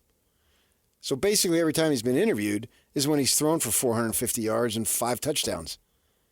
And here, this is a brand new story. But he went up there, he handled himself with grace and class, said stuff that resonated. Yeah. He's passing all the tests as far as maturity in the position, as far as I'm concerned. He's got to get better. Okay. Well, my gosh. He's a freshman. This time last year, he's playing high school football against overmatched teams. And now he's not. And that's what John Beck did. And so let's see. What a lot of quarterbacks do. It's a familiar story these days. If they even play at that age. Yeah. A lot of them don't play at that age. Bosco, every time you talk to him about it, there's no way I could have played as a freshman. No, he says that. This is a guy who didn't lose a game in 1 year. And he talks about it. He said, I would have, no way. You had to sit. I had to sit. I had to learn. Practice, all that stuff. So I don't think anybody's holding anything against Wilson here. And maybe he has a chance to have a John Beck-like storybook ending down the line. To me, he's on the way. I don't know that he'll get to that level. But I like what I've seen. Don't hang your head. Get better. And away you go. And so that's where they're at. They can change whatever they want to change. But it's all, their whole thing was built upon one player. And that's where the mistake was. Everything was built upon this guy. He was the savior of the football program. The second coming with him, literally. And it didn't happen. And here we are. All true. Yeah. Right. Have a better backup quarterback. And 130 coaches are looking at each other thinking, yeah, how do we do that? And go with Wilson and maybe go in the transfer portal and get somebody else. Or you got recruits coming in and all that stuff. And stick with him. Cam Rising has got to be done. It's over. We cannot go through this again. For both sides. Yeah. It's over. Don't you think he'll play college football somewhere next year? I don't know. I don't care. I wish him nothing but the best. But I don't want to see him at Utah. Don't want to go through this again.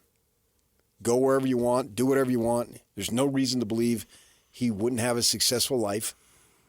And you wonder, to me, if I'm a Ute fan, your program isn't of the nature where you're winning at a high level every single year. If you thought that, you have overinflated views of the program. In their best seasons, they lose 3 or 4 games since they've gone into the Power 5. But I would take what you went through last year and this year for 2 Rose Bowls. I would have made that trade in 2021. You tell me I got 2 Rose Bowls these next 2 years, and then we have struggles. Sign off on that deal. 100%. Every time I would say yes. Ooh, I'd like to see someone try to argue that. Maybe someone will. And that's what I think of the Rose Bowl. I grew up with the Rose Bowl being the most special game, the most special venue on the planet. Right. But I would take it for conference championships, even if it didn't lead to the Rose Bowl. I think conference championships are that hard to come by, and they're only getting harder as the leagues get bigger. No. Really? Yeah. 2 conference championships, and then you go 8-5 and 4-3? The Rose Bowl's got to be in it. Oh. I'd set off and for 2 having conference been down championships. there and looked into the eyes of all those fans, particularly that first year, yes, that is very much worth it. So now you got to regroup a little bit here, and you're going to have a fair amount of change. Ludwig is just the first. There's going to be other stuff. Just a natural evolution of a program. This is what happens, especially when you have a coach who 1 month from today is 65 years old. Yeah. So away you go. But I would take it, and I would be satisfied with what, under the circumstances, what has happened. Rising was bound to get injured. That's the way it's been. And to ask for something different probably wasn't going to happen. But he gave you the 2 conference titles and the 2 Rose Bowls, which to me are the biggest accomplishments in the program's history. Bigger than Fiesta, bigger than Sugar. That's my bias. If you want to argue otherwise, have at it. I'm not going to convince you. But there's only one granddaddy. The granddaddy. When you say the granddaddy, you know exactly what you're talking about. I can hear Keith Jackson now. Yeah. It's the granddaddy. What cooler name has been associated with any game? It's cooler than the Super Bowl. The granddaddy. Super Bowl's too obvious. The granddaddy's a little more subtle. Yeah, and no one says the super. Right? But when you say the granddaddy, and you got to see your team run out on a sun-splashed afternoon with the San Gabes in the background at the granddaddy, that's all worth it. Yes. You may never play in the granddaddy again. And if you do, you got to be assigned it. You don't know assigning there. You won it fair and friggin' square. And you got that. Now you got a little bit of so-called trouble times. Oh, you lost 3 games in a row, so let's boo them. Great. Boo them all you want. You got the right to boo. There's nothing. But, boo them. Yeah. Then force them out. So be it. But the payoff came earlier. Usually, like with John Beck, the suffering first later. And then the payoff. Yeah. That's more satisfying. Yeah, it was for BYU and all that. Yeah. But, I mean, they went to the Vegas Bowl. You went to the granddaddy. The granddaddy. Come on. What more do you want? You want more, and you'll get more down the line. I think this is what we call a blip. I don't think the program's on a downward trend. The program, not the team, the program. I viewed the program different from the team. The team is the individual year. The program is more than an individual game or season. And so now they've got to regroup. These are hard times. But you had great times to go with the hard times. And you put all your faith in the one dude. That's why these expectations were. If Rising had said last year that was it. And they were starting a true freshman quarterback, there's no way they would have been picked first. No, but they wouldn't have started a true freshman. They would have got a transfer. Then that does open up all the other options, yes. Yeah.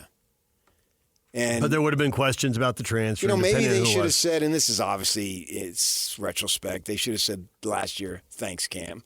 But he wants the money. The system dictated for him to come back and get the money. Yeah. He's got the money.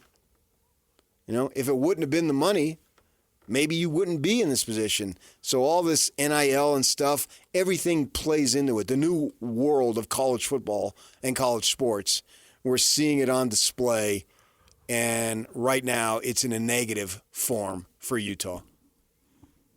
because if he would have taken off, you would have still had Wilson. You would have probably got a more experienced transfer, if not two, come in, compete for the job, and away you go. But now, keep developing Wilson, keep recruiting, keep doing the same stuff you're doing, and no reason for me to think that next year at this time you might only have one loss. I wouldn't be surprised. I'll be here this time next year, God willing. So what? Nothing. Carry on. You know, you're allowed to go with your faith, but I have to bring up my faith. You snicker. When you bring up your faith, the two of yous, I never snicker. Never. I know you put in the time. I'm snickering again. I know. And he's over there across the glass. He's snickering too. Yeah. But once I bring up my faith, all hell breaks loose. Play the victim. Then I'm tired of it. All hell did not break loose. I'm like you're Austin giggling at your Collie. humor. Well, yeah, but I'm taking that as a slight. Oh, please. Yeah. It's like everybody else can credit Jesus. You and your Austin victim Collie said mentality. God steps in, magic happens, and he gets lambasted for years and years. And that's wrong. Wrong, wrong, wrong. I believe in John 3:16 just as much as you guys. PK's having a religious experience this morning, if you're just joining us. Yeah, and you're Been allowed like this to for have about 90 minutes. If I'm here next year, God willing, I think that the Utes can be right in the thick of things. DJ and PK, it's 97.5 The Zone. Steve Bartle, Ute Insider for The Zone, joins us at 9:05. Karene Reid, Ute Linebacker at 9:30. DJ and PK, it's 97.5 The Zone. It's official. 97.5, the KSL Sports Zone, is your official radio home of the Utah Hockey Club. When the puck hits the ice this fall, you'll hear every goal, every check, and every tension-filled moment right here on The Zone. Your exclusive home of the NHL and the Utah Hockey Club in Utah is right here on 97.5, the KSL Sports Zone. And now, your Rocky Mountain Chevy dealer strong play of the weekend. Second and 10, Hoke 35. 19 seconds on the clock, 35-31, Jake. In the pocket, throws in a window, 15-10, 5, Lassiter getting it in! Touchdown! Touchdown! Touchdown!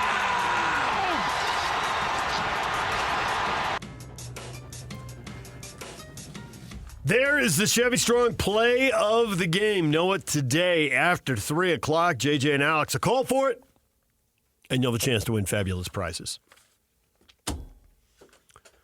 So for BYU now, ham and egging it a little bit, PK. How so? Well, the offense did not have a great game at SMU, but the defense came through and they won it. The defense did not have a great game against Oklahoma State. There is stuff to tighten up there for sure.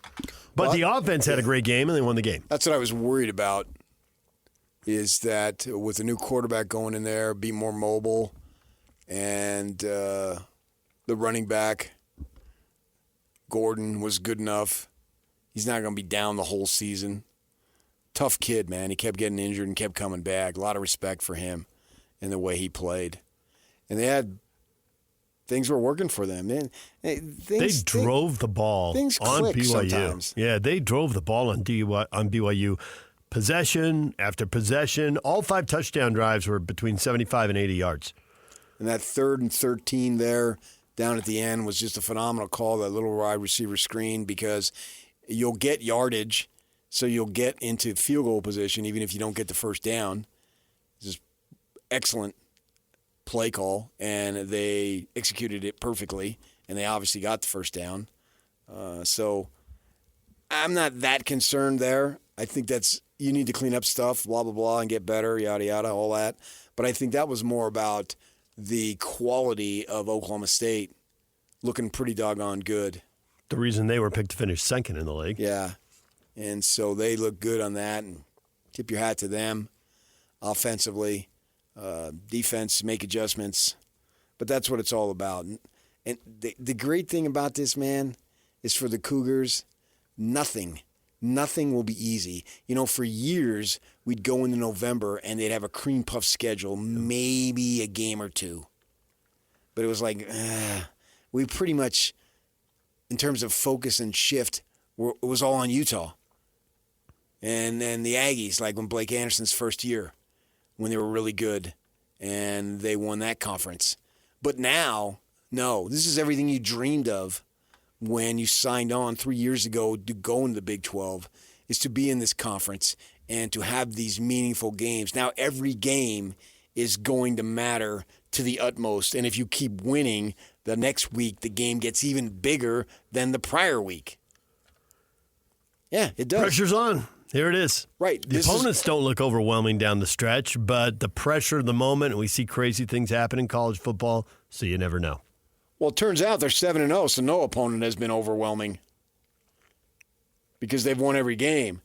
But I don't know that I look at, I guess, Houston and just say, oh, man, that looks like an easy one. Kansas? No.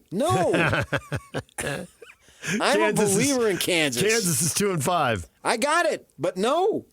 I don't think that Kansas is a pushover. For the top 5 different teams got votes to finish in first place in the preseason poll, and 4 of those 5 are in the bottom half of the league right now. But Oklahoma State's in last place, and that game went right down to the wire, so why can't any other game go right down to the wire? Exactly. Oklahoma State is 0-4. They'll always be 0-4 until they play their next game. But they're not 0-4 in terms of quality. You talking about me arguing with myself? That was a classic. But I believe that. I'm not arguing with myself. When you're arguing with yourself, I'm stating what I believe. That facts aren't real. They're not 0-4. They're not an 0-4 caliber team. That part I believe. Now you said precisely what you mean. I do buy that. But that's what I mean. I said that last week. They've got a lot of talent. They got a lot of talent, and they showed it on some of those drives. The only game that I could see it as a potential pushover is Houston. Now, the Cougs may come out and win by 25 in any one of these games. But right now, I don't see it. And yes, obviously, if we were going to dope out the games, you would pick the most likely to win would be Houston. Get that completely. Fully on board, especially in Provo. I don't believe we'll have Cougar on Cougar crime in that game. I think Big Mo will lead his Cougars out of the wilderness. He's Jewish. Yes, we've heard. Was Moses Jewish? You never answered my question. You guys are the scriptorians. Right. So why aren't we calling this guy Big Mo? Scriptorians. Yeah. Right. I mean, half the time during breaks, you're quoting the Corinthians. No, you're not. I'm just trying to figure out what the Galatians are talking about. The Galatians? Yeah. Right. I don't even want to start with you. You're trying to lure me in. I see you doing Lure you into what? You know. Radio comedy. Radio Just trying to save your soul? That's not what you're doing. Lure you in. You're doing a lot of things, but that's not what you're trying to do. I'm not trying to lure you in at all. When we come back, change on the hill. What does it mean? Steve Bartle, Ute Insider for The Zone, joins us next. Karene, Reid at 9:30. Stay with us. DJ and PK, proudly presented by our title sponsor, Black Desert Resort, Utah's premier golf resort. Vegas got the monster wins. It did, yeah. Ivans did not. No, it was a little warm, but the weather was really good. That was a good text with you and the guy calling the shots down there, running the show, Patrick Manning. Mm-hmm. Go ahead and tell people what you texted him when you saw the win in Las Vegas and how dramatic it was. Oh, yeah, man. It was outrageous. I mean, they took spectators off the course that particular day on Thursday. So, yeah, I let him know that I thought that I texted him, strong winds in Vegas. Love how much pull you have with God. Response? Ha-ha. God, we had great weather when we were down there for the PGA Tour event. Yes. Yes, it was a great time. I loved it. I loved every second of it. It was a little breezy, but not a big deal. Not until later in the day. Yeah. So they got the LPGA coming. Looking forward to that. And then the PGA again next year. Looking forward to that. It was a lot of fun. DJ and PK, it's 97.5 The Zone. Competing stories this morning, the Cougars and the Utes. And BYU is undefeated. You have any concerns with the defense now? 2 of the last 3 weeks hasn't been as stellar. Baylor was okay, but merely okay when the defense had been great. 28 points, a little under 400 yards, and then this past week, 35 points and over 400 yards. Combination of a lot of film out there, and you have some injuries, and people try to figure you out, and maybe a little late season desperation, or people are figuring themselves out. That was certainly a desperate Oklahoma State team. Yeah, the way I look at it is that you do have the film on these guys, and they're going to know. Speaking of the opponents, how to attack certain things, and they got it done. Good for them.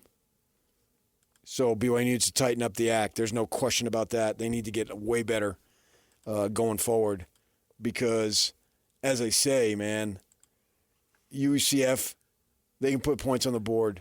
They extended, obviously. Iowa State thought they had that game. Iowa State wiggled off the hook. Yeah. For you fishermen. Rocco, just a great drive for them. Great drive for them, right? Right down the field at the end of the game to win by the exact same score BYU won by, 38-35.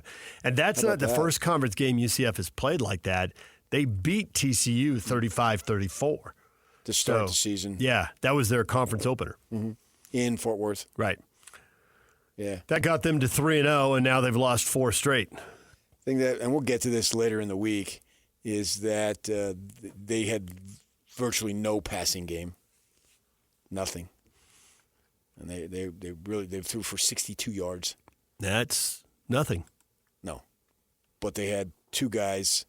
Over 150 yards. Yeah. Harvey is a really good running back. He's a known commodity. The quarterback had 154. They both broke long runs in that game.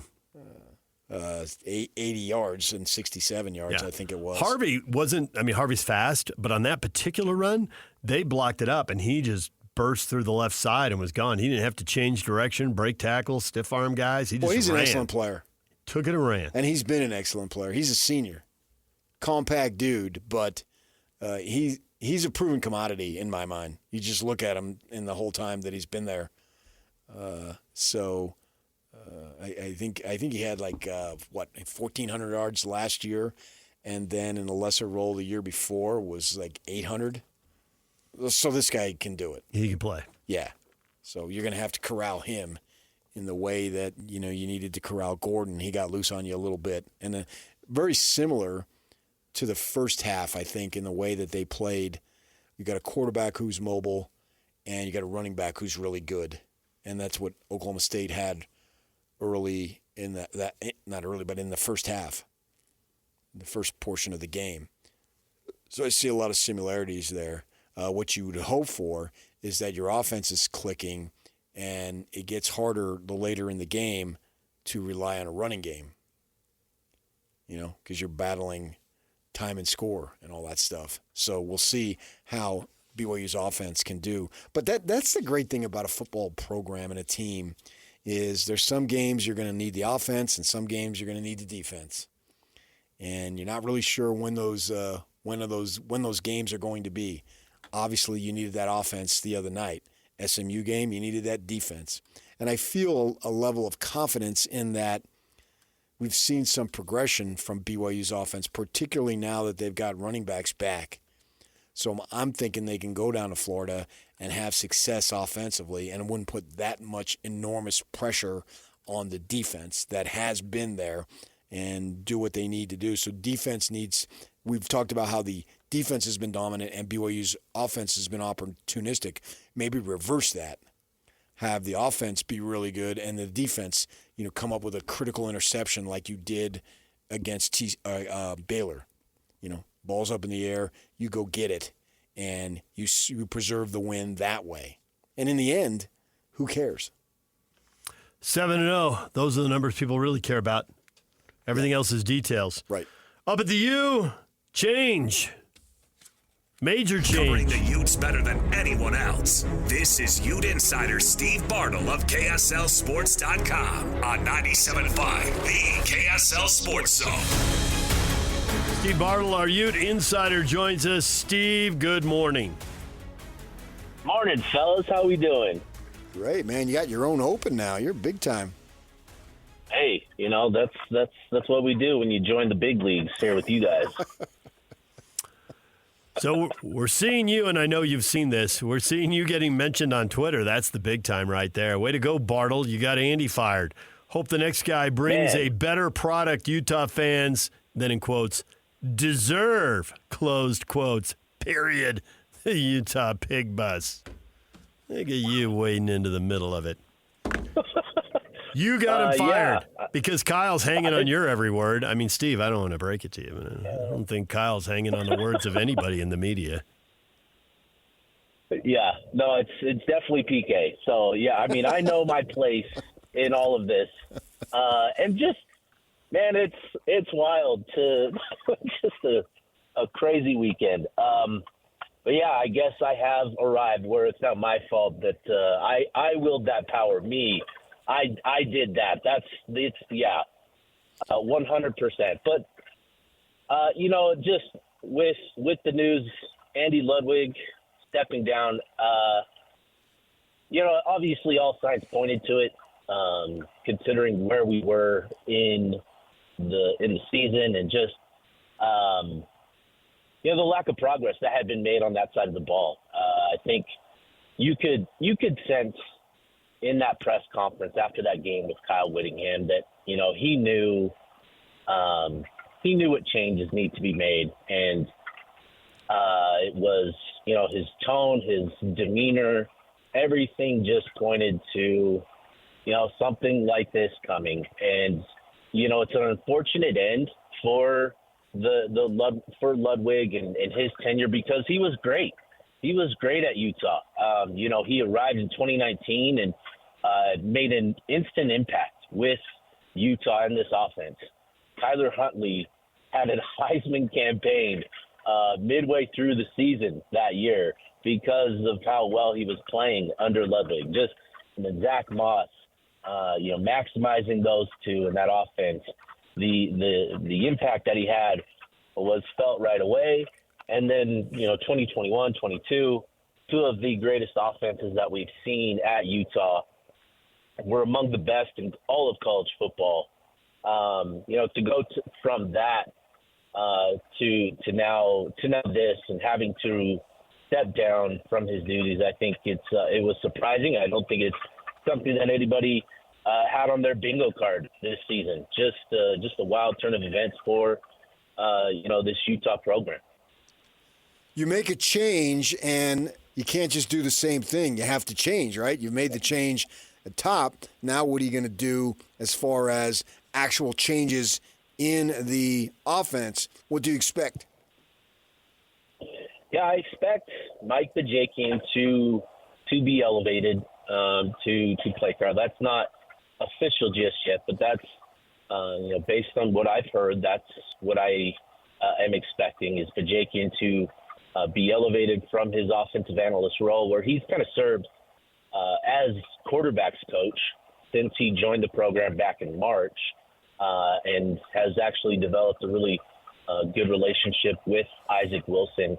I think that is, it'll be interesting to talk with Kyle later today to get the reasonings as to why, but assuming that is, of course, the move.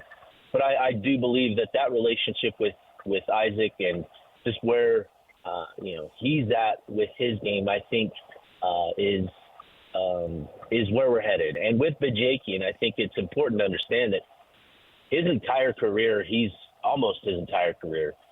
served as quarterbacks coach, and so he's very familiar with the position. He's had success. He's had stints at Tennessee, Boston College. He came here from Northwestern, where if you understand the Big Ten in recruiting, the Northwestern isn't recruiting the sort of kids at the level they need to compete on a regular basis at the Big Ten, in the Big Ten. So, he's got plenty of experience, specifically with that quarterback position.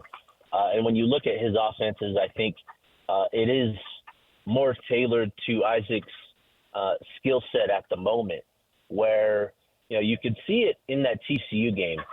When Utah started to go to more shotgun and more spread formation, it just seemed like Isaac found more of a rhythm. He was able to make some throws and piece some things together. And I think that is kind of the shift that we'll see is, with this being a mid-season change, you're not going to change the playbook. Bajakian isn't going to be installing his own playbook. It's going to be work from this same playbook. It's just you're getting a fresh set of eyes, a fresh set of play calling and decision making, and I think that is ultimately what's needed here. Is just a refresh, because we've seen there's plenty of things that work in this playbook, and I think it was just to the point where Ludwig became too predictable, and I think with Bajakian there's again just getting that renewed mind and somebody else to call the plays, I think will benefit Utah moving forward. Well, that is the positive, best-case outlook going forward. But you've been watching Utah football for a while, and offensive struggles are not exactly new. You could probably pull out a story from a decade ago about offensive struggles and changing offensive coordinators. There's nothing new to this. How much of this is Cam's not playing and the true freshman is just overmatched right now, and this can get better next year, much as the way fortunes have changed at BYU over one offseason dramatically. But now it is what it is because they put all their chips on one guy, and for the third time in 5 years, he's had a season-ending injury. When he's healthy, they win the conference, but 3 times in 5 years, he hasn't been able to finish the season. Yeah, no, it's definitely been things that you sort of take for granted, I think, has been turned upside down this season for Utah. And with Cam, it's unfortunate because you anticipated him being back. And when you have a player like him, obviously, you don't disregard everything else, on the team, but you are going to make more of a concerted effort to maximize him and his ability. And so it's now, it's unfortunate that his season has come to an end. With Isaac, there's things that he does well. There's things that he needs to improve. And I think with the move to Bajakian, it gives him somebody that's been working closely with him for, essentially since he's been here, and to build around him and that sort of thing. But there is certainly, the case where things don't go well and struggles continue. And I think it's important to keep in mind that, I don't anticipate Bajakian being promoted to this gig full time. This is just an interim type deal that I'm anticipating. And, in a lot of ways, this is sort of an audition for him. And, if things don't go well, Utah is, would not be, Utah could make a change after the season and look for a more, a more established offensive coordinator, and with the offense, the way that it's performed this season, they just need to find something to hang their hat on in the passing game. You know what to expect with the run game. They're gonna pound the rock. They need to get others involved in the run game because Mekhi Bernard is just, he's giving everything he's got, and you're starting to see that, that wear and tear is getting to him. They just need to find things to build on in the passing game, and I think there's been an inability to do that. And, and then, whatever happens the rest of these 5 games, you move into the offseason. If Bajakian comes the guy full time, he has that time with Wilson from this season that they can continue building forward. And if not, Kyle will certainly look for a new offensive coordinator, and that can provide a bit of a fresh start as well. Who's in the pipeline high school quarterback-wise, and do you think they'd go after a college transfer? Yeah, I do think they'll look to address the quarterback room through the transfer portal. They currently have Wyatt Becker committed, who's, he's a borderline 3-star, 4-star kid out of Sierra Canyon in California. He was just up here for a visit. And this is a kid, he's got talent. He's got offers from a number of programs across the country. And, he's a kid that they're excited to bring in, but they've also, started to extend offers to other quarterbacks at the high school level. And I think there is a desire to bring in, perhaps 2 quarterbacks from the high school ranks and even, perhaps another transfer. I think it's important to keep in mind that, Sam Heward, he does have another year of eligibility, and with that time in the program, that should benefit him moving forward. But, yeah, I do think Utah looks to continue to add to that room moving forward into next season with, combination of high school recruiting and potentially transfer portal recruiting. I think your point about needing a second running back is spot on, and I think a lot of Ute fans have noticed the same thing. And I thought this year that there was a decent chance Jalen Glover could be that player. He'd gotten some opportunity. Kyle had spoken well of him. He had some stats in a part-time role over 2 years. He's got 4 carries this season. He's vaporized. He has clearly fallen well out of favor. Do you have any idea why? Can you shed any light on his disappearance? Yeah, I think – it's just an unfortunate situation. He's going through some things personally. I think that's sort of impacted his ability and his, I guess, consistency in practice. And he's got to go get through it, work through it, and just get back to the grind. And Jalen is such a good kid. He's a kid that's come here and has just been so humble. He's worked hard. It's pretty interesting that he has fallen out of grace within that running back situation, because he's proven himself as a running back, right? You go back to last season, he came on strong, in those final games of the year, where you started to see those flashes, right? Where, okay, this is a guy that can, he can carry the bulk of the workload and can create some things. And so it's surprising, to say the least, that he's been non-existent since game 1. I think Utah genuinely needs to, revisit the situation with Glover and get him more involved, because he is a talent and can contribute to things here and provide, a different sort of, not necessarily a change of pace from Mekhi Bernard, but a running back that just brings a different flavor to the game. And I think, with the fact that he hasn't played, he's fresh. Obviously, he hasn't taken a toll. He should be good to go. He should be healthy. And I think where we're at, you need as many bodies as you can get at that running back position. So I think it's got to be something that Utah considers this week. It has to be something that, Whittingham, when he talks about fully evaluating this team and where they're at, some of the personnel decisions have to be at the top of that list for him this weekend. Well, Steve, we appreciate the time. We would have had about 10 more seconds with you, but you had that glorious open, so that cost us a little bit of time there. Hey, you know what? I worked hard for that open, okay? So all right, well, I don't begrudge you that. I mean, I just lament. I don't have no open. I just lament that 10 seconds. It would have been awesome. But it was. No, I appreciate it. Thank you, fellas. All right, thank you, Steve. DJ and PK, it's 97.5 The Zone. Karene Reid, Ute linebacker, joins us for his weekly visit next. Stay with us. It's official.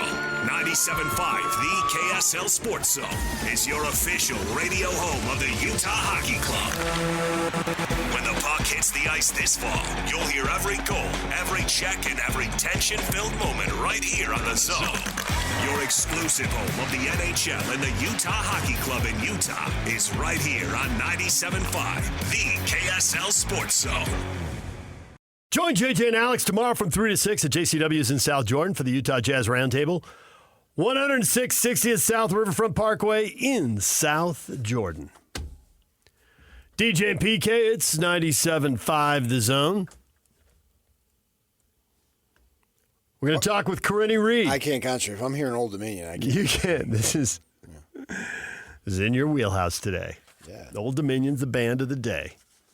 Band of my life. Because Matthew Ramsey is celebrating his 47th birthday. All right, it's time to talk with the Ute linebacker, Karene Reid. It's time to take you inside the huddle. Here we go. Straight from the source. This is the Players Club with DJ and PK, featuring Ute linebacker Karene Reid on 97.5, the KSL Sports Zone. Karene, good morning.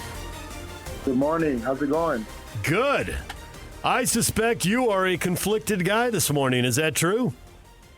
Oh, yeah. I've seen better mornings, better weeks. But it's all good. Individually, I think this would be fantastic. You went more than a month without playing, and you got out there and you played against TCU, 8 tackles, 2 solos, 6 assisted. That's the awesome part. You train for a year to play football. You only get 12 games. When you sit out a month, that sucks. So I think that's awesome that you got to get out there and play. On the other hand, the team's got a 3-game losing streak. You're on the defensive side of the ball. The offensive coordinator has resigned. He's left. That's the kind of turmoil that is never good. So hence, here you sit, I would imagine, conflicted. Yeah. I definitely feel a little bit more of a sour feeling than a sweet one. You know, being back was great, but I was just so determined to help our team win and break that losing streak. And just been a rough weekend. You know, I've been here for a couple of years, and I feel like I've been a part of a lot of winning teams, you know, and season's not over. There's still a lot of games, but it's been rough. So we'll go forward and we'll be all right, but yeah. I'm wondering how it works with the team. And it's a significant change to change the offense coordinator, but obviously you're a linebacker. You're on the other side of the ball. Is there a group team meeting, or do you guys just go and Scally and Swan will talk to you guys and away you go? You're not even connected to that. How does that work? Yeah, usually the offense and defense in our meetings are pretty separate. So I wouldn't be surprised if, you know, that was just addressed on the offensive side and we just went about our business on the defensive side. But also, this is the first time I've seen a coordinator go, so I'm not too sure. But I wouldn't be too surprised if the offense handled it. Did you find out through social media, through friends, through teammates? Did they let the whole team know? Was there a group text or something? How did it all happen?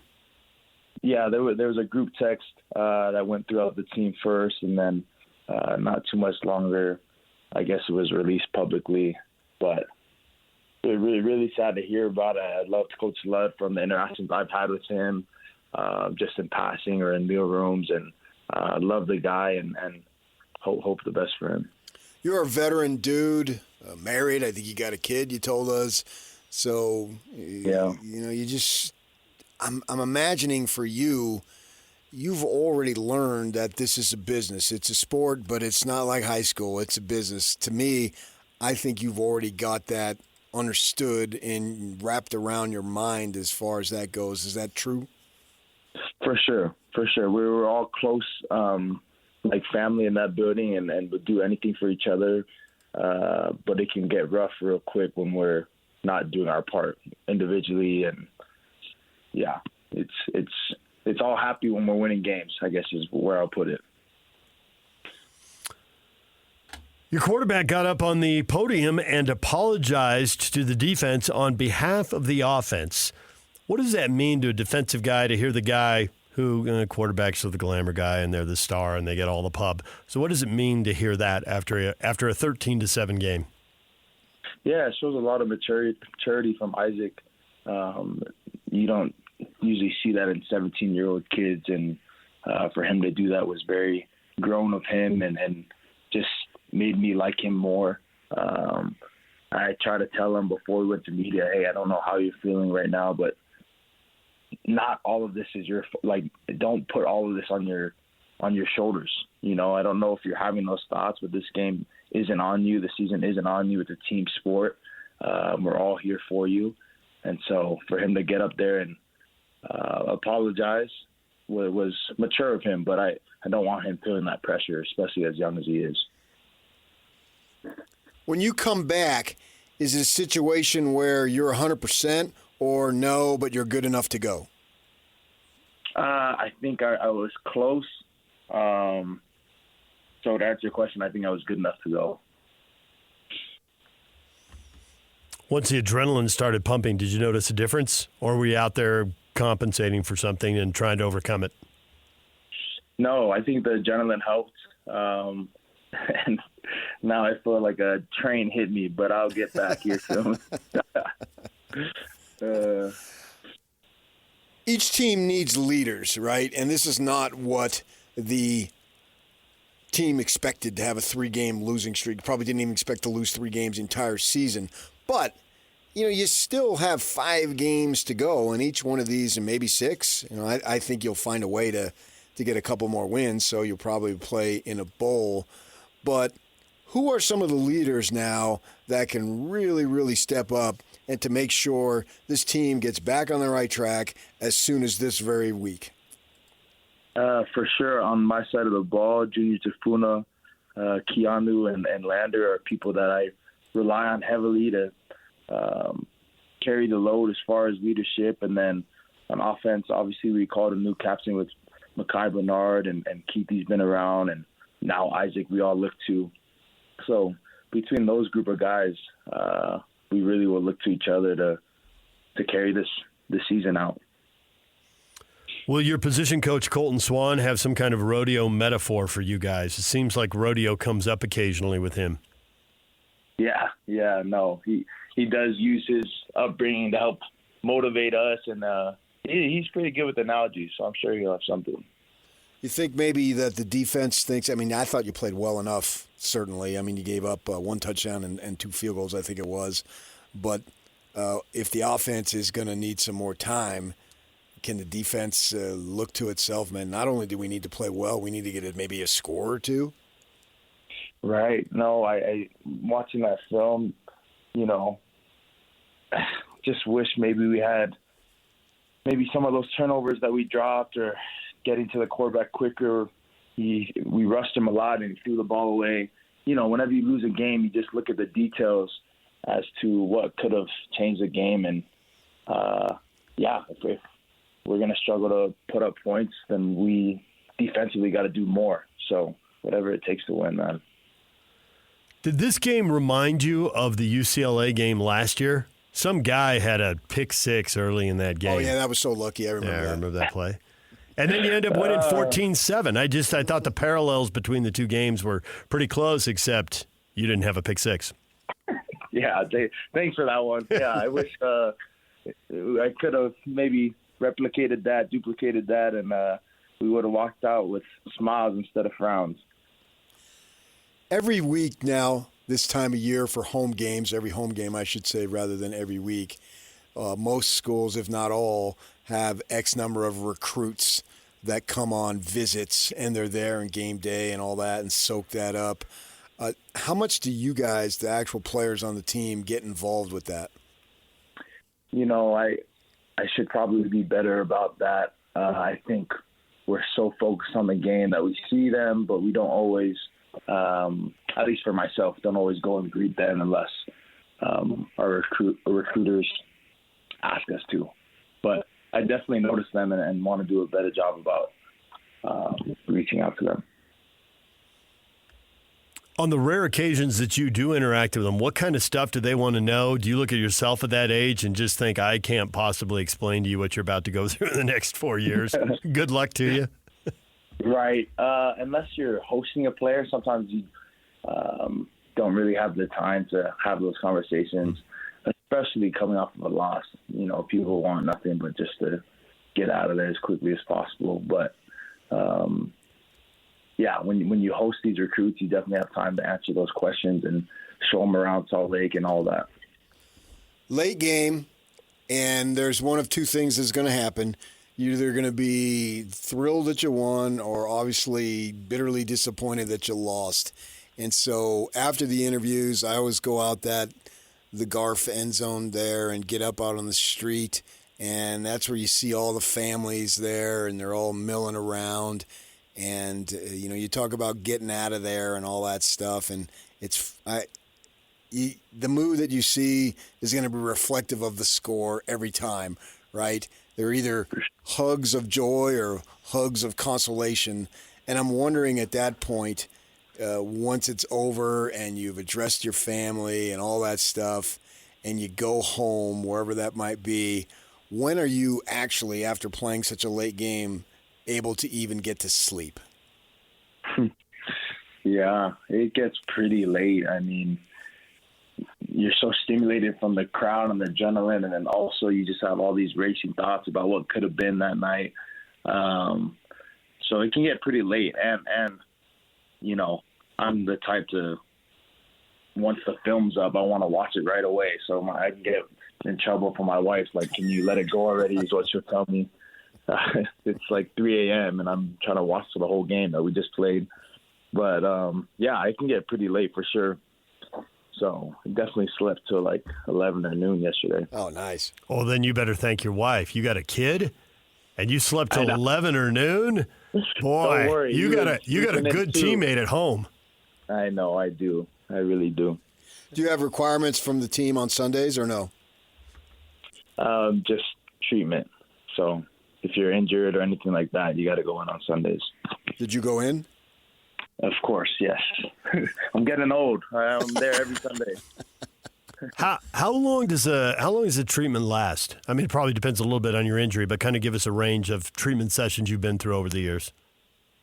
Yeah, just what you said. It depends on the injury, the severity of it, but probably from around 45 minutes to an hour and a half. I bring that up because Deshaun Watson got booed in Cleveland, and I was just thinking about, and I know he's got a lot of baggage and the team's not winning, but injuries suck and rehab sucks until you've done it, and plenty of people listening to this have torn an ACL or hurt a shoulder or whatever. Until you've done it, you don't know how much time gets invested over that stuff. And it's massive. Well, Karene, good luck with your rehab this week and bouncing that old body back into shape for a trip to Houston. We'll talk to you again next week. Thanks so much. All right. Guys. Karene Reid, University of Utah linebacker. Do you know this is the first time in the history of the program in consecutive games they'll play Cougars? Well, there you go. They never played Washington State back-to-back with BYU all those years. You looked that up? Why would they? I don't know.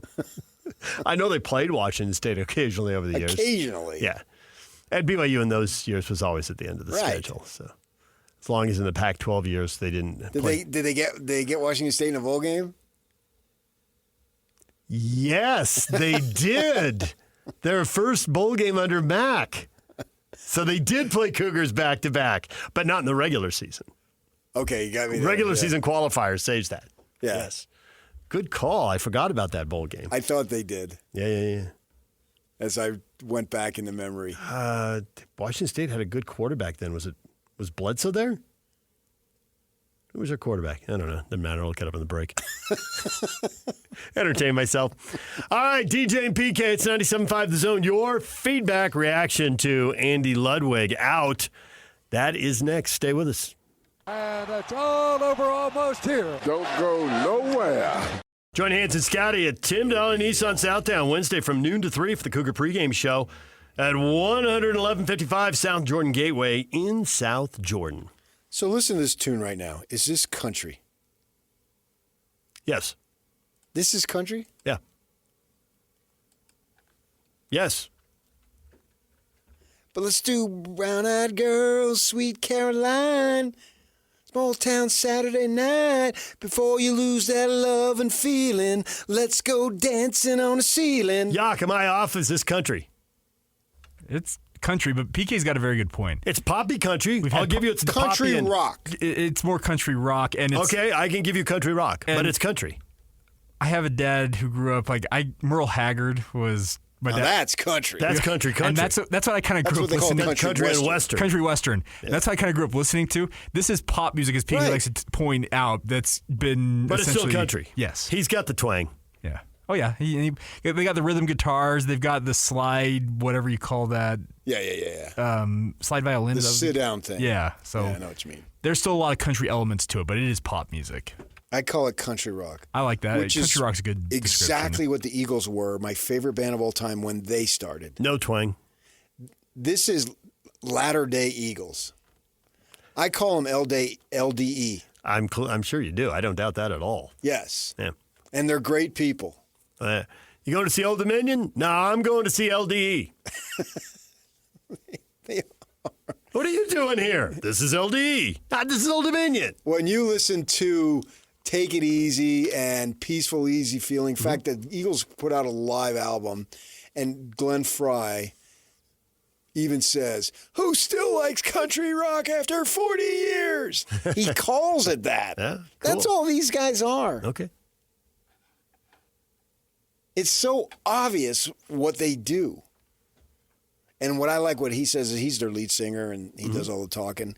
And he says at the start, hey, our whole goal here is to make you forget about all the crap that's out there for 2 hours and have a good time. That's why I like him. There you go. Because you forget about all the crap that's out there and you have a good time. Yeah. Right. Question of the morning. Andy Ludwig's out. What difference is that going to make?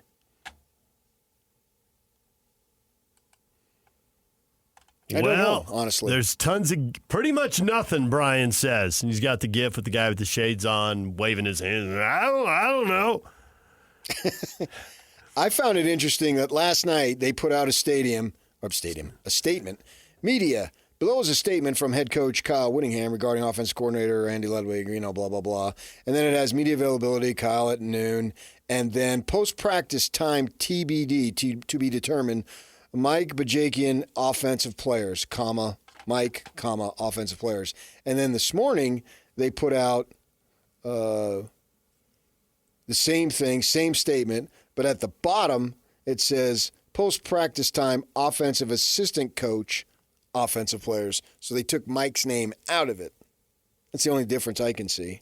Maybe I'm reading into something, or maybe I'm not. Mike's not talking?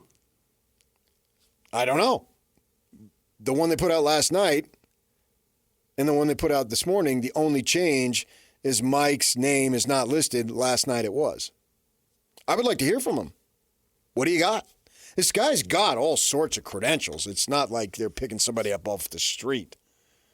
I mean, he's been in the NFL. He's been in multiple colleges. He's been an OC multiple times. He's been a quarterback coach for forever. And I want to hear what he has to say. Well, and then more importantly, perhaps you will get that. Even if we don't, we'll see what he does, which is the ultimate thing. What's it, 5 o'clock Saturday? Talk is cheap. Well, it can be, not always. In mine, my talk is very expensive. Yes. 5 o'clock, ESPN Plus. Right, I want to see. ESPN Plus. I knew Utah was going to. At some point it was going to happen? Well, the teams that lose. Yes. What are your glamour games? And the Big 12 is always going to have a game or two. Oklahoma State, Baylor is on ESPN Well, you're Plus. going to feature your ranked teams. Right. And the Cougs are ranked right now. And Iowa State's ranked right now. And Kansas State. Right? Those are anybody else ranked? Am I missing anybody? I think those are your three. 10, 11, and 16. K-State's 16 now. Yeah, watch out for Kansas State, man. The TCU Texas Tech game got the Fox 130 treatment. Neither one is ranked, but they both have winning records. 5-2 Texas Tech, 4-3 TCU. Texas Tech, man, awful loss. They came crashing back down to earth. You knew the defense had problems, but that was spectacular. Yes. 59 points. Oof. I considered them to be a factor. Now I don't. They'd won a 52-51 game and a 44-41 game. Yeah, but they were a team that was a factor because they were 3-0 and they were tied for first place and they had a soft schedule. But we all knew the issues of the defense. Yeah, we but saw I didn't the think it final would show itself like that against Baylor. I didn't either. Did you see that hit that Scattabooya put on that cornerback? Scatta what? Scattabooya. Booyah! Did you see it? Yeah. Oh, my gosh. You enjoy that? I felt bad for the kid. I mean, he knocked him out of the stadium practically. Wow, he was down for a bit. DJ and PK, it's 97.5 The Zone. Jake and Ben are coming up next.